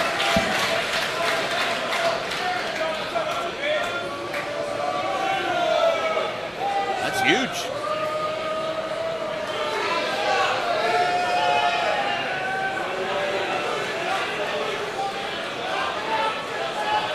To stand under these lights and to be in the shadows of the great men and women that built this company and bled for you guys. As long as I'm here, I will never allow the flame of the extreme to be extinguished. Right now, Paul Heyman is going into the Hall of Fame. And what he created here will live forever. But I just hope in his speech that he gives 30 seconds to dedicate to all of you. Because let's be honest, if this company was created anywhere but Philadelphia, nobody would have cared. It's you guys that made this company. It's you guys that continue to make this company, and I'm a nothing but a tiny pebble on a giant beach, but goddamn it, I am so honored to be here. Thank you guys for coming out. Tim Embler carrying on their Extreme Legacy Battleground Championship Wrestling as a whole, giving a home to those that still thirst for the extreme.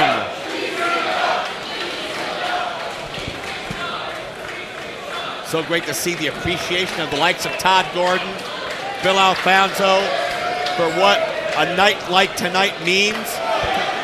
Gertner's back out here.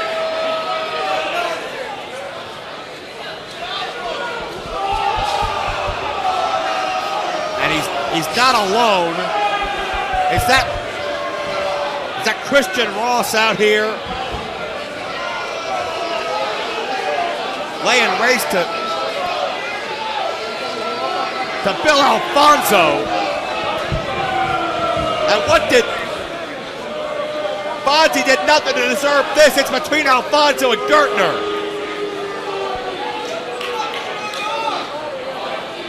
Joel Gertner and his sex with your next ex Express. Now put in the right hands to Bill Alfonso, who's not a wrestler and never was technically a wrestler. Another example of Joel Gertner hijacking any event he's a part of. And thankfully, security going to get this guy out of here. We've seen him jump the rail. We've seen him assault people before.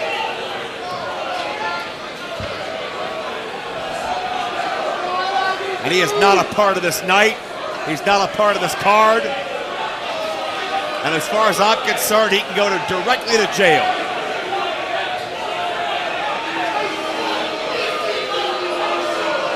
And if he tried it 25 years ago, the consequences would have been far worse and far more hostile. The entire locker room would have emptied.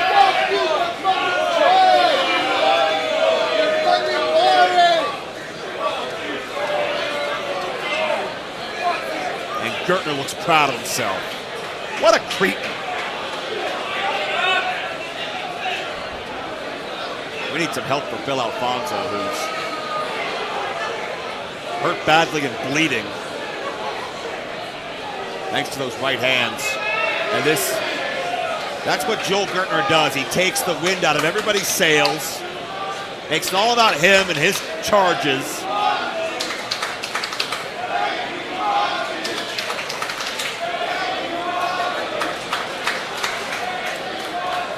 Fonzie will be okay. Fonzie's a tough SOB. There's no question about that.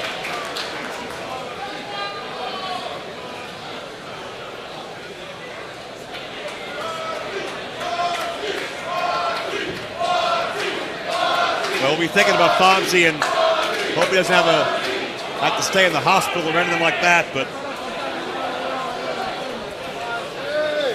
Fonzie beat Gertner. Another Joel Gertner does will take that away. This is South Philly, and the show must go on with this next bout scheduled for one fall.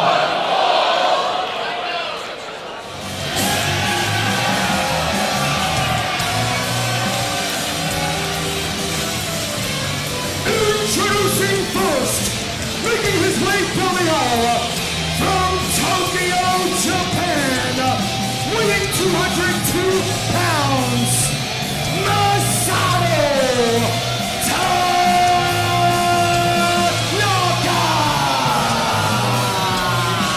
Masato Tanaka made his reputation originally physical. As Mike Awesome, it's the man beast. And his opponent from Detroit, Michigan, weighing in at 295 pounds, the man beast, Rhino.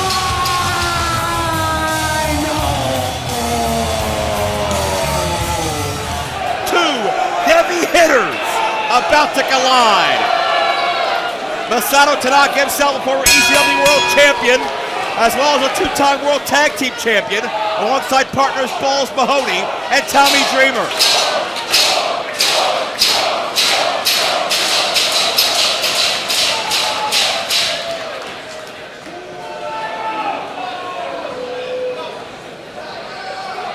Tanaka and Rhino did not expect to see this start with a handshake, but glad to see that it has.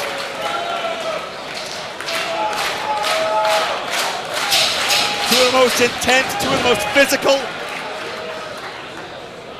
two of the most feared extreme athletes to ever live.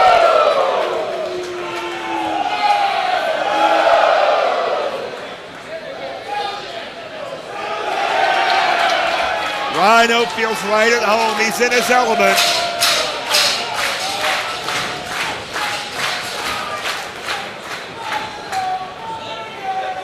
Tanaka backs Rhino into the corner.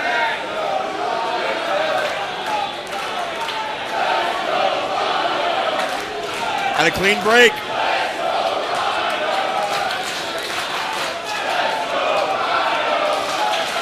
Interesting to see the crowd support the man beast Rhino over Tanaka. Of course, the master of the gore. Who could forget some of Rhino's victims over the years, from Spike Dudley to the Sandman to even Maury Fullington. Collar and elbow once again. It's Rhino, the arm wringer. Tanaka responds in kind. Full arm dragon twist, as the legends would say. Solely in Shivani.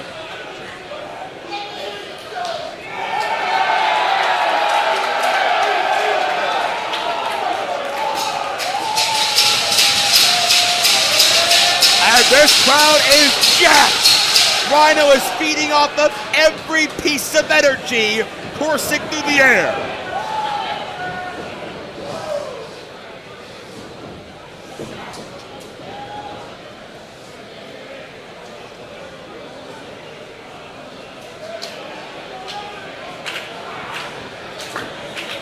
Rhino went to control the arm again. Tanaka reverses. Rhino the thicker of the two. One would suggest he has a power advantage. But Tanaka has speed, has that fighting spirit. Oh, you can see the sweat fly when Tanaka and Rhino collide shoulder to shoulder a second time.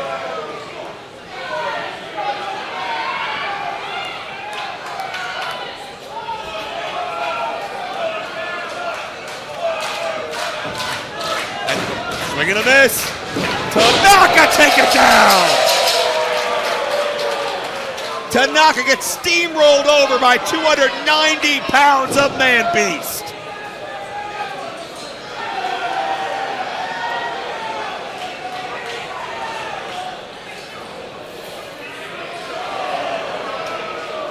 And Tanaka and Rhino. I'm not sure whom this atmosphere favors. This could be 50-50 pick'em.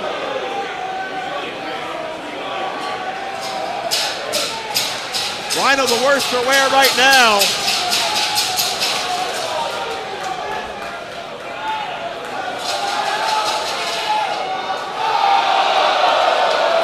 Hey, those things are expensive.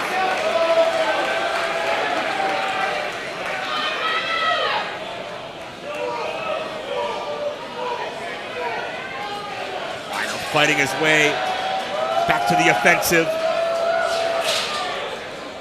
And back to the far side.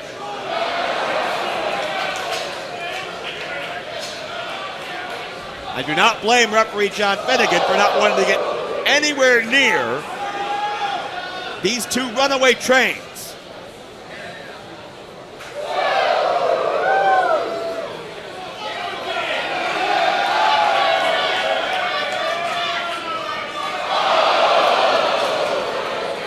Rhino with unfriendly contact with a steel post enables Tanaka to turn the tides. Now Rhino throwing drinks.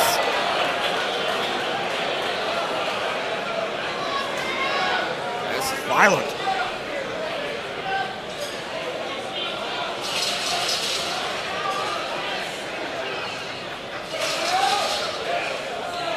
Tanaka and Rhino refusing to give in to one another.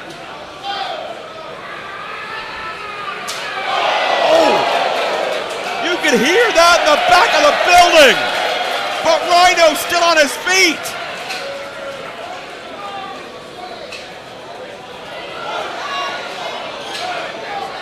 Suplex coming up. Rhino. We're going to turn things around. Tanaka dropped on the edge of that ring frame. Metal meets wood, nothing feels good.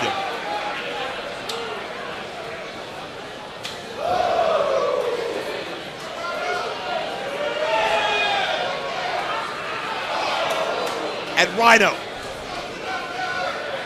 celebrated a second too long, got sent into the ring post, completely blindsided by Tanaka's offense. Back into the ring, the only way to win this thing.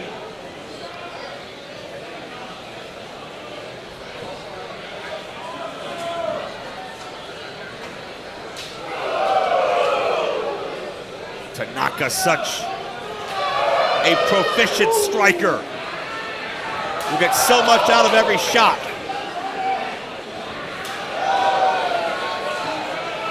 Forearms on top of form, and Rhino daring Tanaka.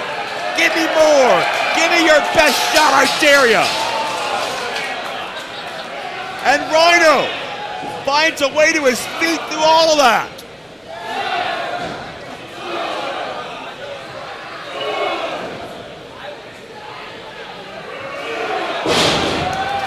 And Tanaka has Rhino down, 2-0. That's now rock solid. That forearm is of Tanaka with all the damage he's done with it over the decades.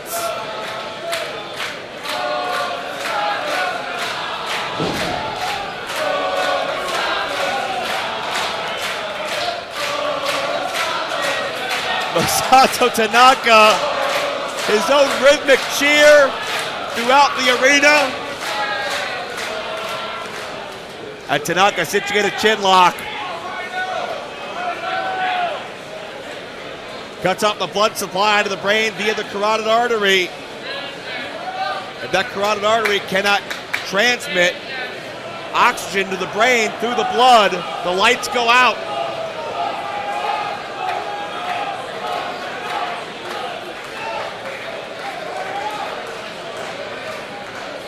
And if a 290-pound War Machine is down, he's not moving for a while. We have to wrestle around him. Oh! Half a count away, half a drop away from Rhino being down and out, but Tanaka trying to cinch in as he feels Rhino come to his feet.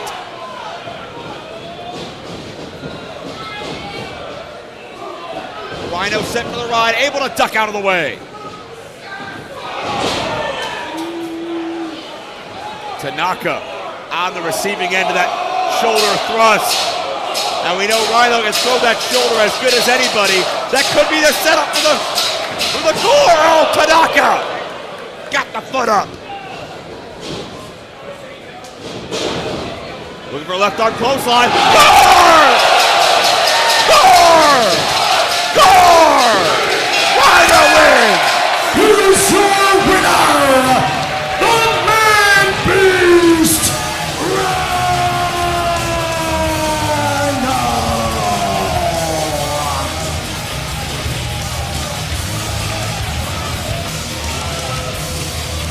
Rhino scores the victory! Our tribute to the Extreme continues with a six-man tag team Philadelphia Street Fight!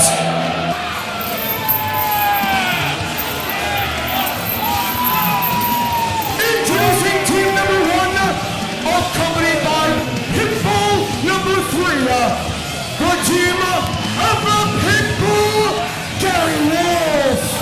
All gas, no brakes, tracks. An American Muscle, Alec Odin. Collectively, this is the Pitbull Revolution!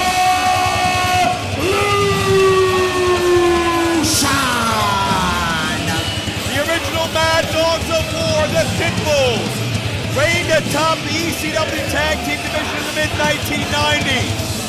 And in memory of the late great Anthony Durante, Pitbull number 2, Pitbull 1, Gary Wolf, continues that legacy to this day with Pitbull 3 and his hand-selected tracks and Alec Odin.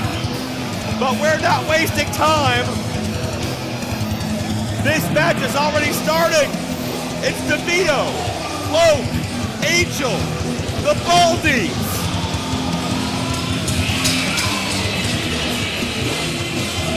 And DeVito and Gary Wolf in the center of the ring as the brawl continues to enrage around them.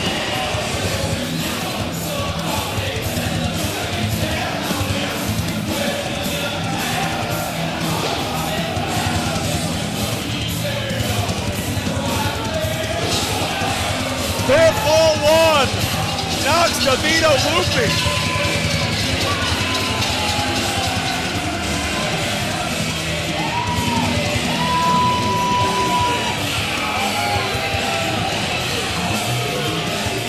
Trax loves what he sees.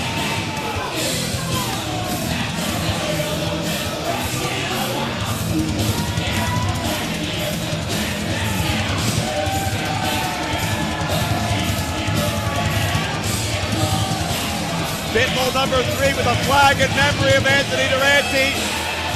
Pitbull number 2. Certainly this match in his memory.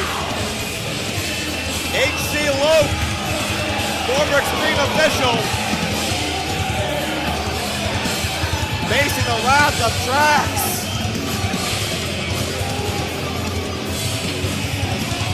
Who could forget the Baldies? And their rivalry with New Jack, the original gangsta. And we got a New Jack 5 in this match with music playing through absolute carnage. And speaking of which, Loke and DeVito spent several years post-ECW as the Carnage Crew. Only fitting, that's what we get tonight. Loke has the open steel chair.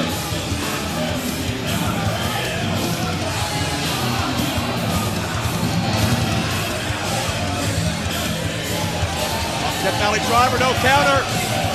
Trax has H.C. Loke. Through the chair.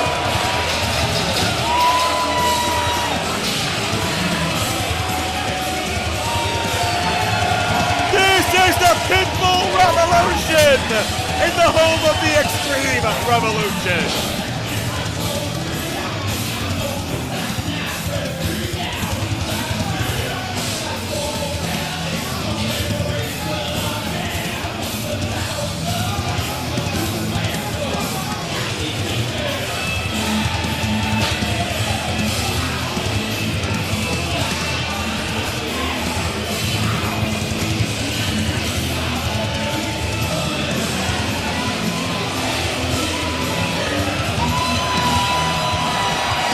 What in the world is that?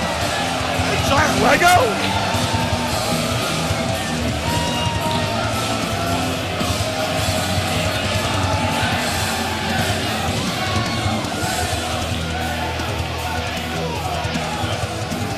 What's in it?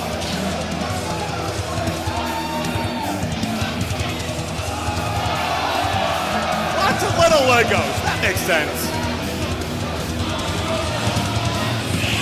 Loke has no idea what's coming his way. You ever step on one of those things in the middle of the night? Just one, singularly. Now realize it's about 250 in that ring.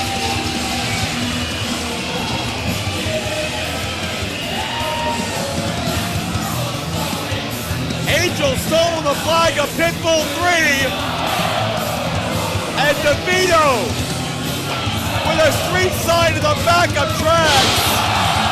Who falls into the Legos?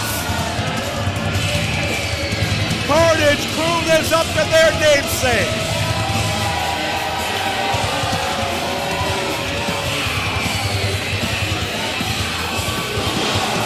H.C. Loke with the elbow, sacrificing his own hip to do damage to Trax.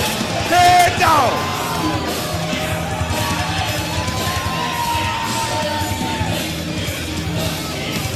Here's Alec Odin, American Muscle.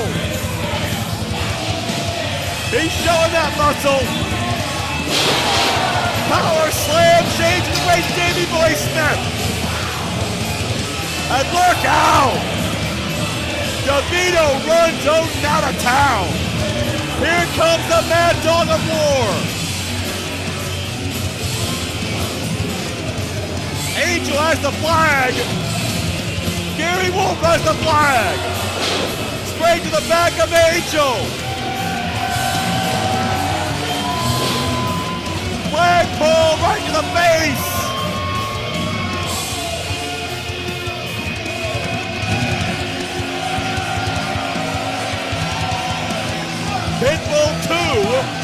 is getting in offense.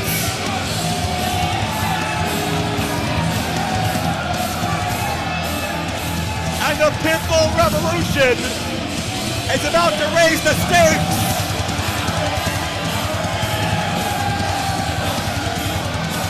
Terry Funk's legacy. Middle-aged and crazy. The things he would do with a ladder, no one else could think of. Cover. The Pitbulls win it.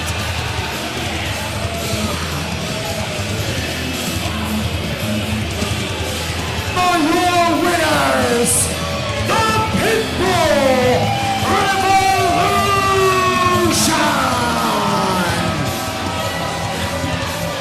Tracks Odin, Pitbull 3. Not to mention Pitbull 2, Anthony Durante in spirit, watching Pitbull Gary Wolf once again show why the Mad Dogs of War are on top of their game at one of the most pivotal parts of ECW's history. A tribute to the Extreme 2 continues with a tag team bout.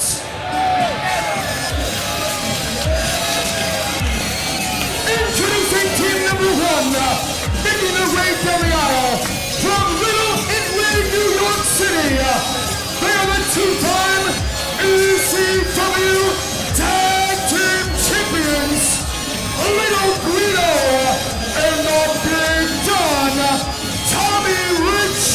They are the F.B.I.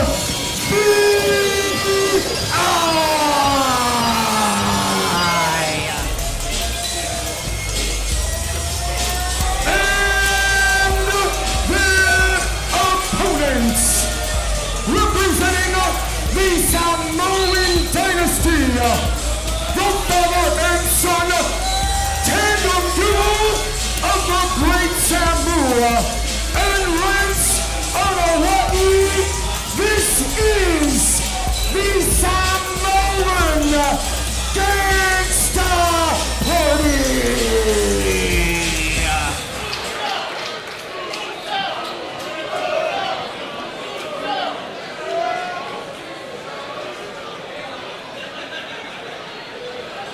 And how crazy is it to see all these years later, the big, as you see that ceremonial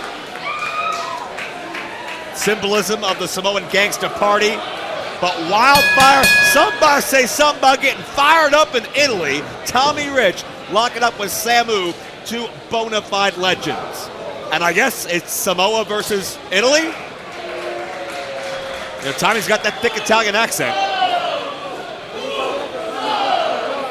Tommy, former NWA World Champion, beat Harley Race in, I believe, 1981.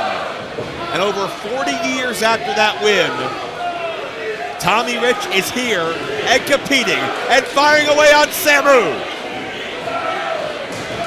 Samu, multiple-time World Tag Team Champion. Samoan SWAT team, Head Shrinkers.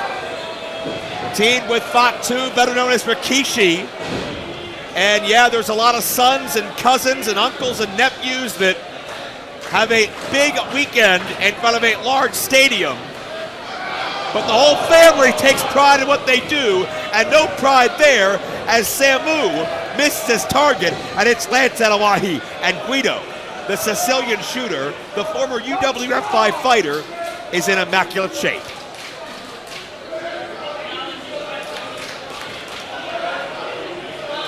Some chance of "Where's my pizza" going out. That's old school. Hey! Time out just 1 minute. Was that Italian accent? We know you guys can wrestle and fight really good. But why don't we do it Italian style and have a little dance off? Dance off? Oh, Tracy, we need you. Dance!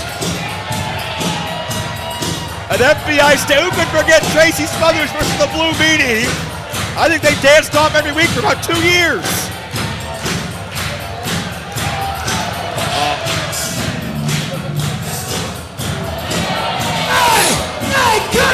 Look at that! Lance has some rhythm in his family. Play our damn music now!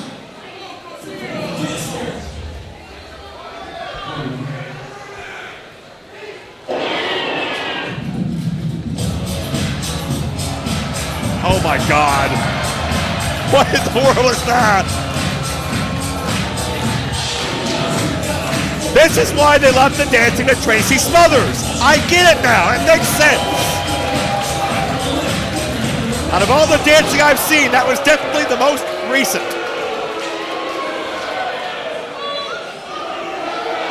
If the FBI were trying to raise the roof, I think the roof just imploded and collapsed on them. Lance Anoa'i firing away on little Guido Maritato. And there's some of that Samoan savagery.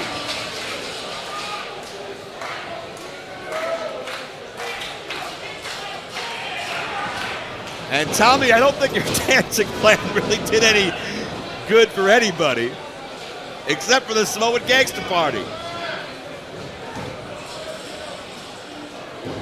Oh my goodness. Sammy Silk, the great Samu. Lance Anoa'i. And Tommy Rich is upset. Oh, look out, Guido. Another cerveza to the skull added to the list tonight. Guido's not a great dancer, but he's a hell of a fighter. And if you take a second to not take Guido seriously, that is your mistake, I assure you. Guido the cover. Guido knows 1,000 different ways to hurt you. He probably knows 10 or 15 ways to hurt me, and I'm 100 feet away from him.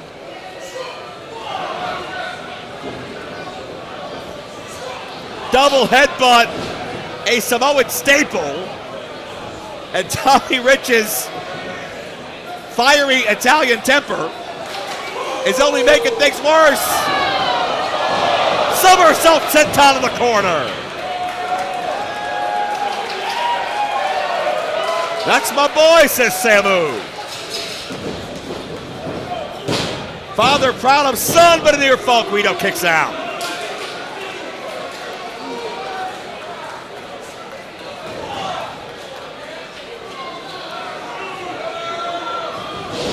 Rhino. Lance went to charging. Guido met him with an elbow. Samoan drop. Expertly done, a family specialty. 2 count only.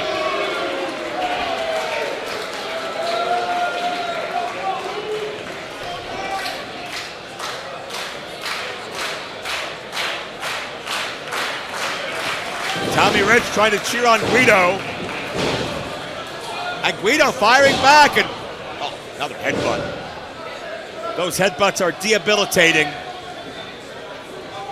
Those thick skulls will do some damage, let me tell you.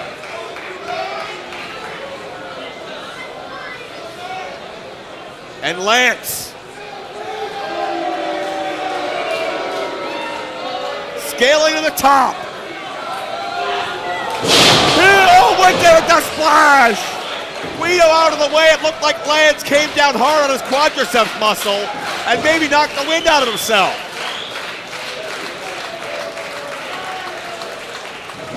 Could be a turning point in the matchup. Guido to his feet first. And Tommy Ridge is in like wildfire. Getting fired up in South Philly. Shots for Samu as well. It's the elbow. Oh, Samu! Got it in the worst way possible.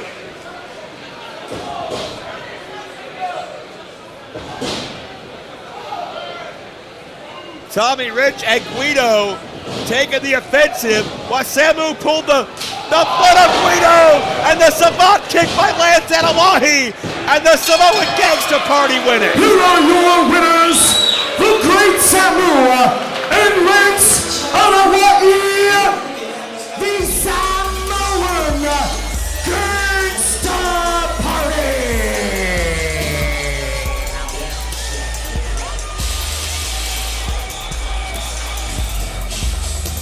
On a weekend where all the eyes will be on the family, on the Samoan Wrestling Dynasty.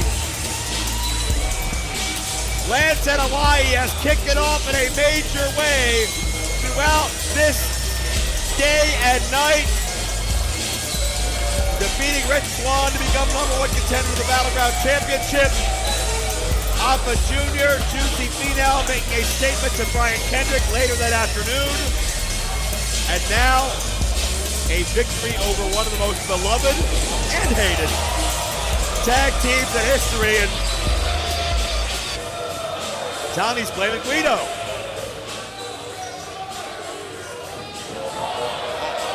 We may see the end of the F.B.I. right before our eyes.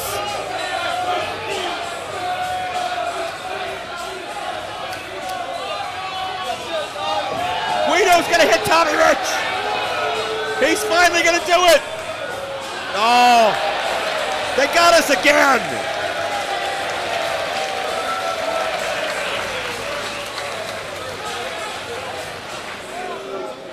What a night, and we got 2 more matches left. Let's not waste any time, as right now 2 Extreme Legends go 1-1 for the first time ever.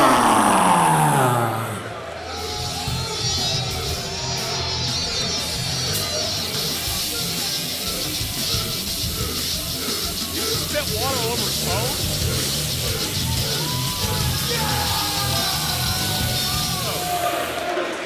There have been lucha events in the past, but Finally, the juice has come back to Philadelphia, cabrones. I can't compare with the juiciness. Not even gonna try. It is a tremendous pleasure for the Juicy One being in a house full of juicy people.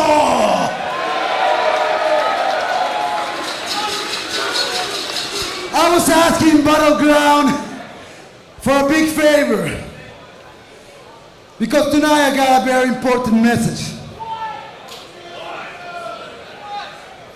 Tonight, this is gonna be my last match in the United States. Oh, wow. I'm sorry guys, but I'm very disappointed.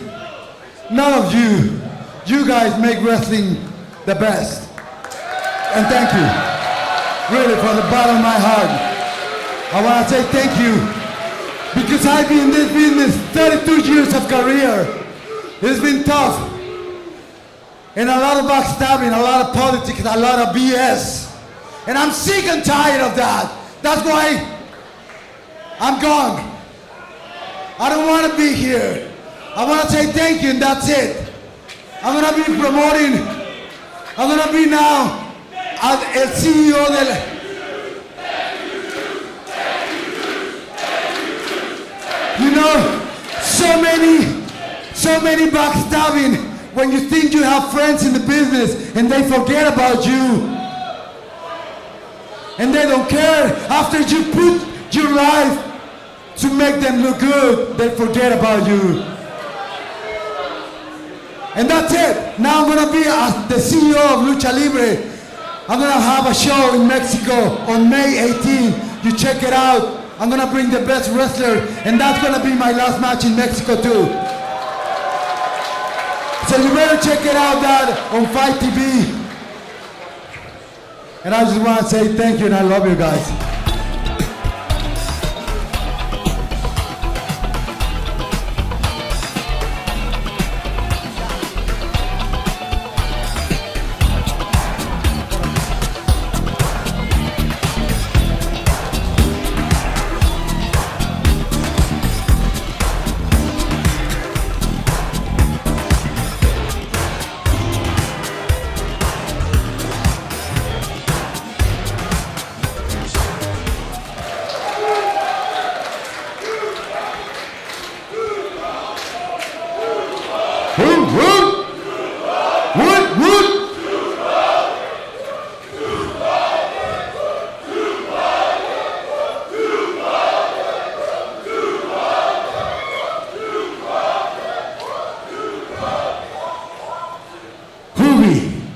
It's a pleasure that you'd like to step in the ring with your last match with Tuco.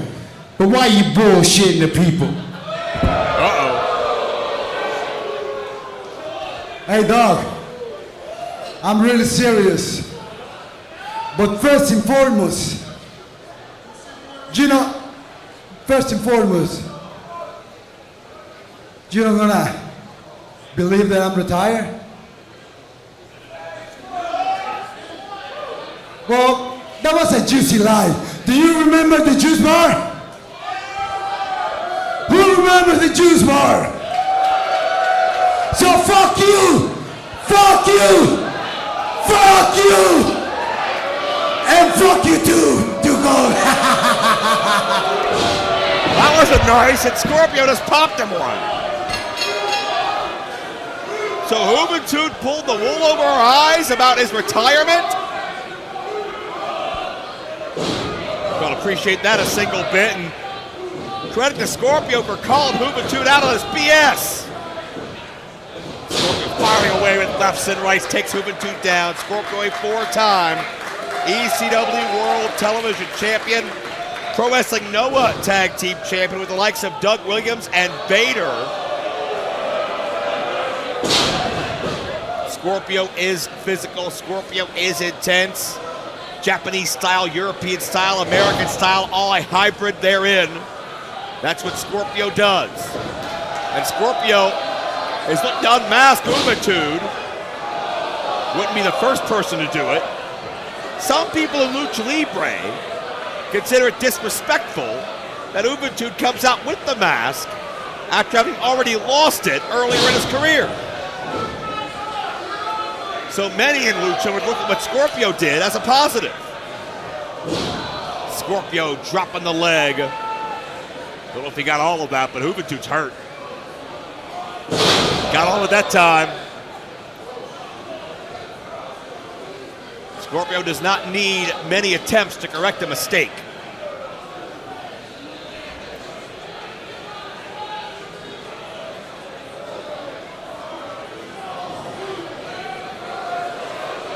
Scorpio springs in with a somersault leg drop. Juventud chops his shoulders.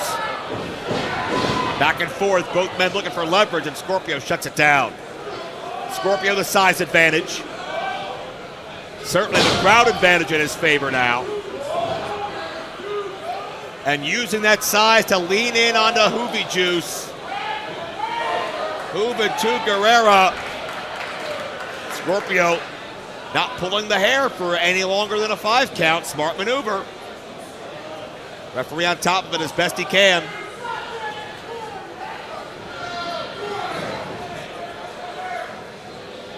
Scorpio, the aggressor, holding Juvi to his word. Juvi gets the foot up. Scorpio quickens the pace, a step ahead, a wet sunset flip, but Juventud eluded him and back with a low drop kick.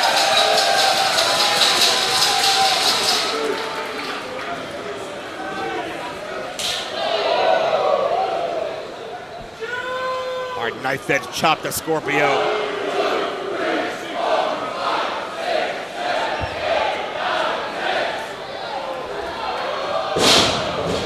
And the series of 10 shots, but Scorpio looking relatively unfazed.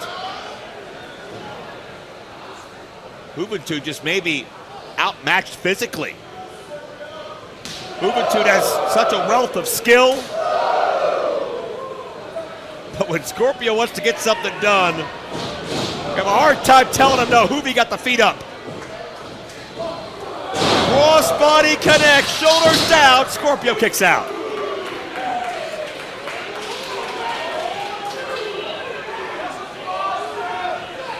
Lucha Libre meant so much. Of course, AAA, once upon a time, when worlds collide on pay-per-view in the mid-90s. Wait, Juvi Driver coming up. Juventud's looking for the Juvi Driver. Scorpio may be too big. And right to the temple, Scorpio shrugs it off. Both men try to fake the other out, but the spin kick by Scorp connects flush.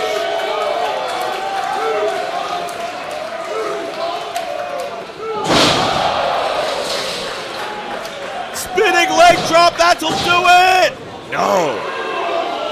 Now when Scorpio breaks out that 1.5, it's so seamless, so smooth, so flawless. I don't know how he did it when he first broke into televised wrestling, let alone now. Scorpio is so good.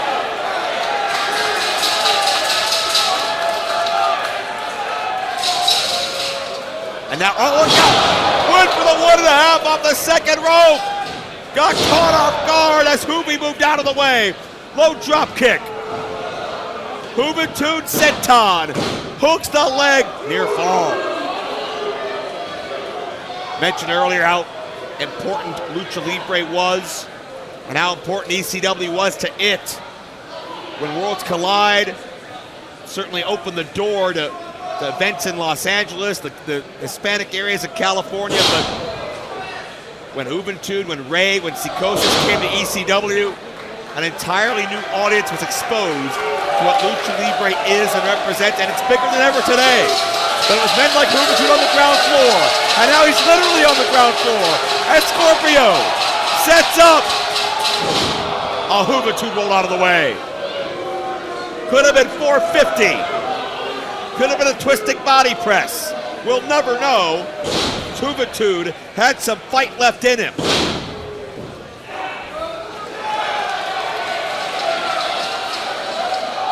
From the second turnbuckle, the moonsault didn't connect. Juventud springs to his feet. Knee to the side of the head. Is that enough? Juventud got him. Here is your winner, the Juice, Juventud Guerrera.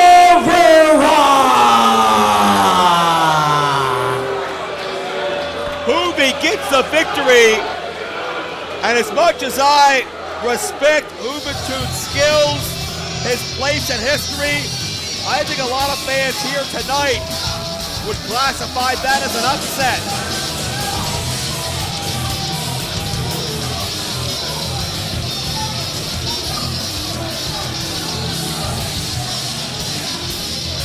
Scorpio brought it. Scorpio was in a form only he could be in. But Juventud Guerrera was a little more resourceful, a little sneakier.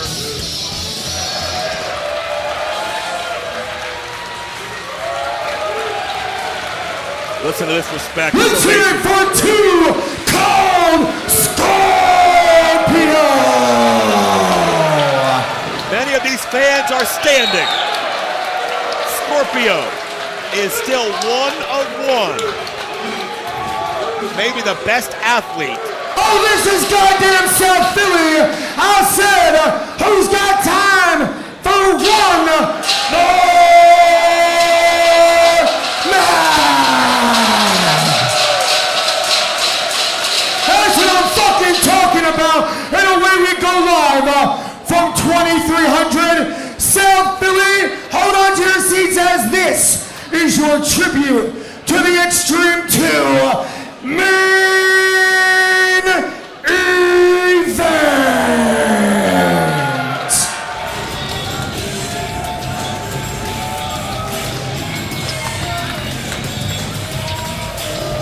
The Japanese buzzsaw, Yoshihiro Tajiri, dazzled and amazed Extreme Wrestling fans with his lightning fast kicks, his martial arts background, his smooth as silk speed.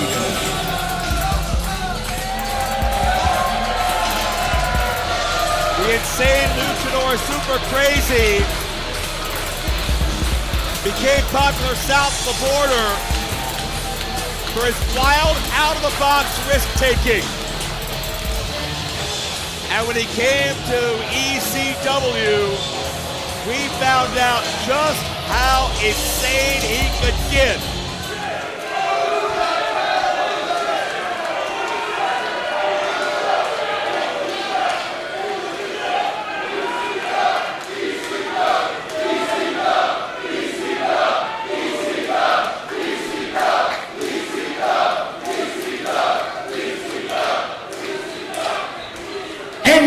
ladies and gentlemen, brought to you tonight by Title Match Network and Battleground Championship Wrestling. This is your tribute to the Extreme 2 featured bout of the evening. An Extreme Rivalry renewed. It will be scheduled for one fall. When the bell sounds from main in command, your Extreme referee, Mr. John Finnegan.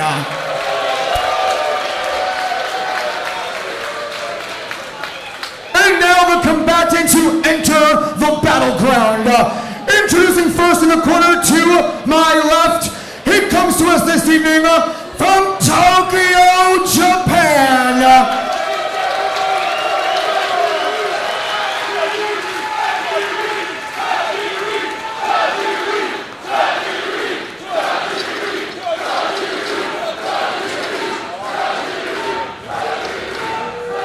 Weighing in at 190 pounds, the Japanese Buzzsaw, Yoshihiro Tajiri.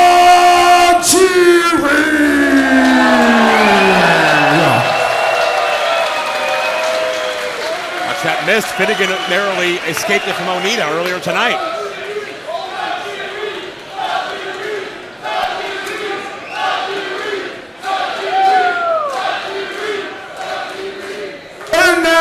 His opponent across the ring stands in the corner to my right, fighting out of 2 and single, Hidalgo, Mexico.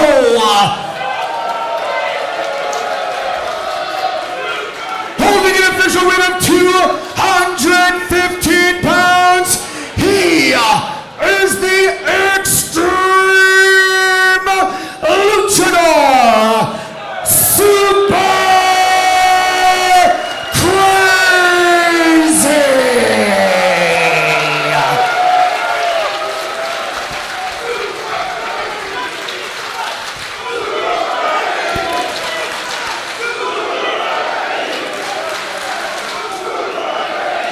This crowd is split in many ways between Tajiri and Super Crazy.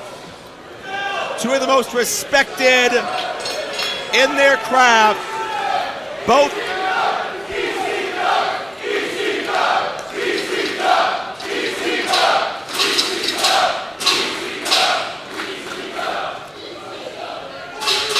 have championship history in ECW with Super Crazy defeating Rhino at Living Dangerously 2000 to capture the vacant World Television title that was freed up when Rob Van Dam became injured.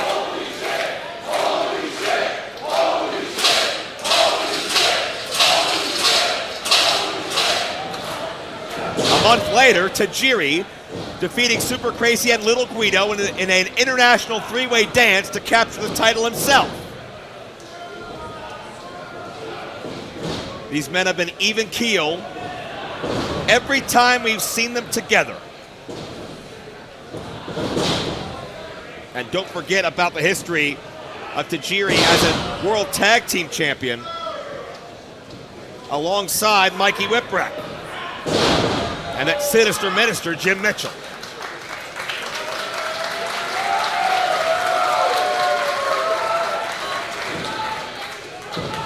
Shoulders trapped for a brief moment.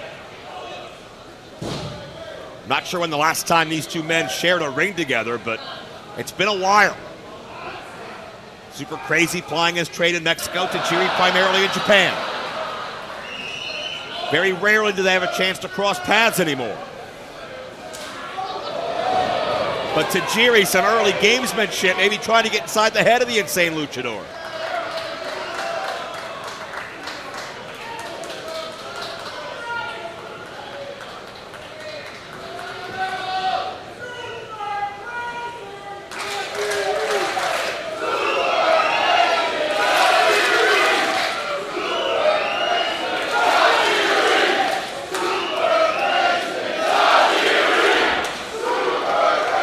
Tajiri's been primarily competing for Kyusho Pro in Japan. Super Crazy freelancing in Mexico. And we are late into the evening. It is almost the stroke of midnight, and these fans are still electric. They are with every maneuver of these two men, and what in all likelihood will be the last time we see this encounter.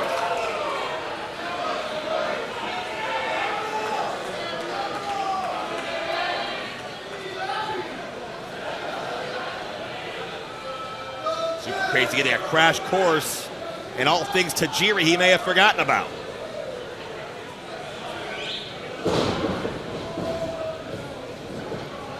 Go behind, Tajiri with a switch. Crazy ducks down, able to take over Tajiri.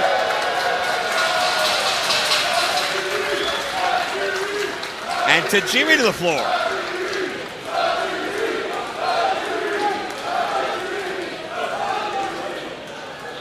How do you pick a favorite in a match like this? Certainly, so many of these fans have their preferences. But you have to respect the hell out of Tajiri and Crazy alike.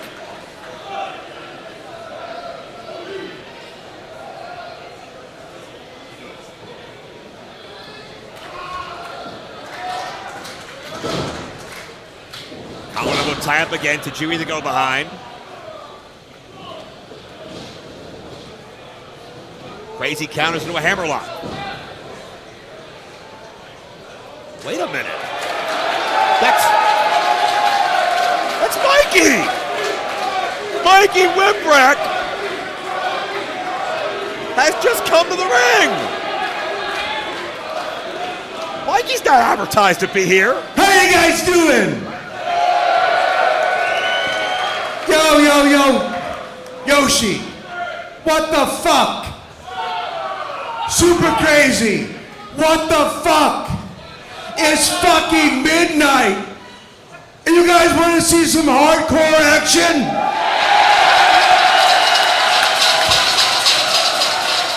That wasn't good enough. You guys want to see some fucking hardcore action? So Yoshi, Super Crazy, fuck this. I like the chain wrestling, but bullshit. It's fucking midnight in Philadelphia. So right now, ECW, Philadelphia, Mexican, Japanese death match. And the extreme fight is on. A Mexican, a Japanese death match. And with one shot to the skull, Tajiri turns the tables on Super Crazy, and they are battling deep into the 2300 arena.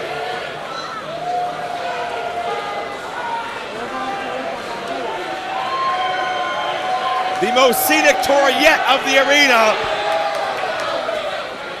as Tajiri and Super Crazy fighting amongst hundreds and hundreds and hundreds of fans that adore them, and Super Crazy's busted open already. Super Crazy into the post. Mikey Whipwreck, excuse the pun, lighting a fire under Tajiri and Super Crazy, and those competitive juices are flowing just as freely as they ever have.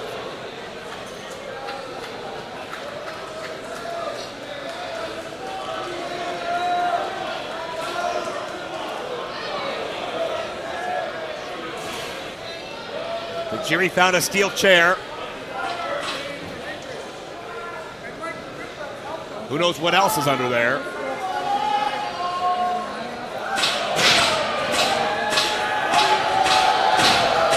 And Tajiri driving the steel into that open wound, that cut of Super Crazy, trying to widen it.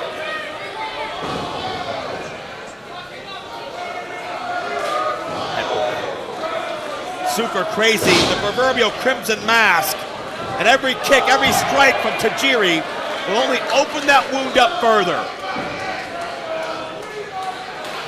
Tajiri, a piece of a door, right to the skull of Super Crazy.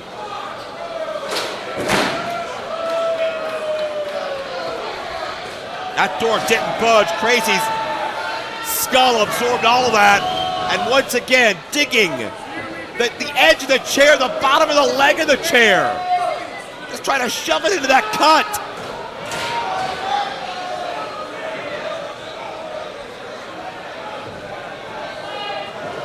Tajiri with that giant Lego we saw earlier.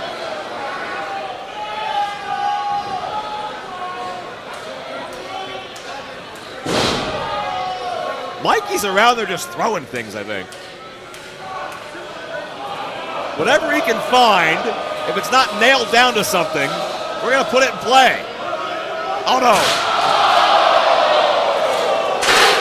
Chair to ladder to manhood. Super Crazy. A sitting duck in the corner, no way to protect himself. I don't want to know if he's bleeding from anywhere else on his body. Now wrapping whatever that was, it's got a string or a ribbon or a rope or something around the neck of Super Crazy.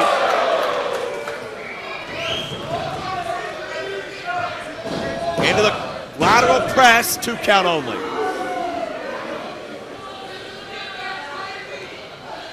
Certainly the ferocity of Tajiri has not lessened over time, nor is the ability of Super Crazy to take punishment. Another near fall. 2, and again, no. Making Super Crazy expel that energy to kick the body weight of Tajiri off of him.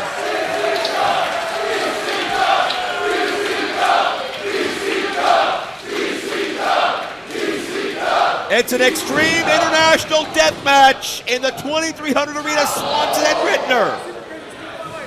To cap off tribute to the Extreme 2, courtesy of Battleground Championship Wrestling, and Tajiri a near fall off the kick. Tajiri, such lethal strikes.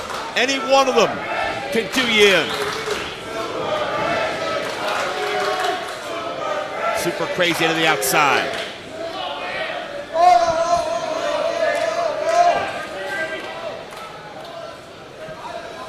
And who knows what Tajiri may have planned.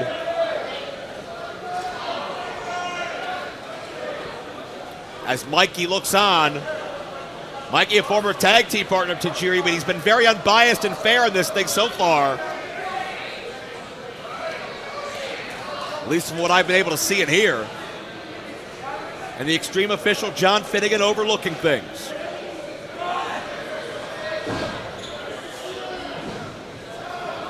Back in the ring, cover, Finnegan, out of position, 2. That could have been the difference.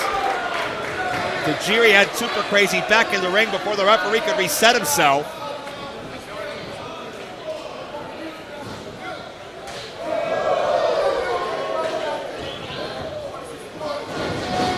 Super Crazy reverses. Tilt-a-whirl backbreaker, the Cabradora. Super Crazy at elbow. Burst of adrenaline out of nowhere from Super Crazy.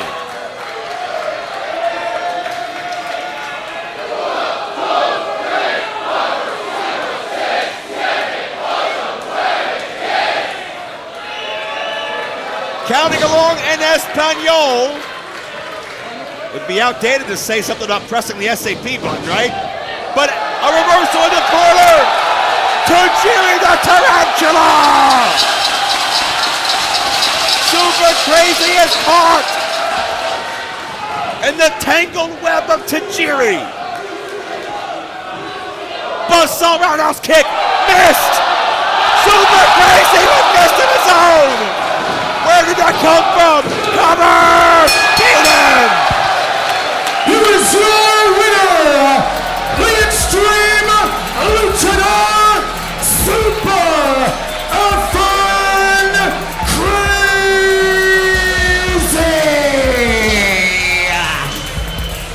Super Crazy weathers the storm of Yoshihiro Tajiri to get the last word in this extreme international rivalry. And there's no better way to cap it off than an extreme international death match here tonight at Tribute to the Extreme 2. We have seen so much history tonight from Team 3D in the Hardcore Hall of Fame. Tommy Dreamer returns to the arena with Atsushi, Onita, Rhino, and Tanaka. The franchise Shane Douglas. And now, battling styles, battling mists. Crazy finally one up Tajiri on the mist. And these two rivals respect one another as much as anything. And this is that extreme spirit, that extreme vibe. We fight hard, but it brings us closer together as brothers as well. Thank you so much, everybody, for being a part of Tribute to the Extreme 2 and celebrating the biggest weekend in pro wrestling at the most important arena in all of Philadelphia. Extreme will live forever in the hallowed halls of Swanson and Rittner. My name is Joe Dombrowski from Battleground Championship Wrestling. Good night and enjoy the rest of your wrestling weekend.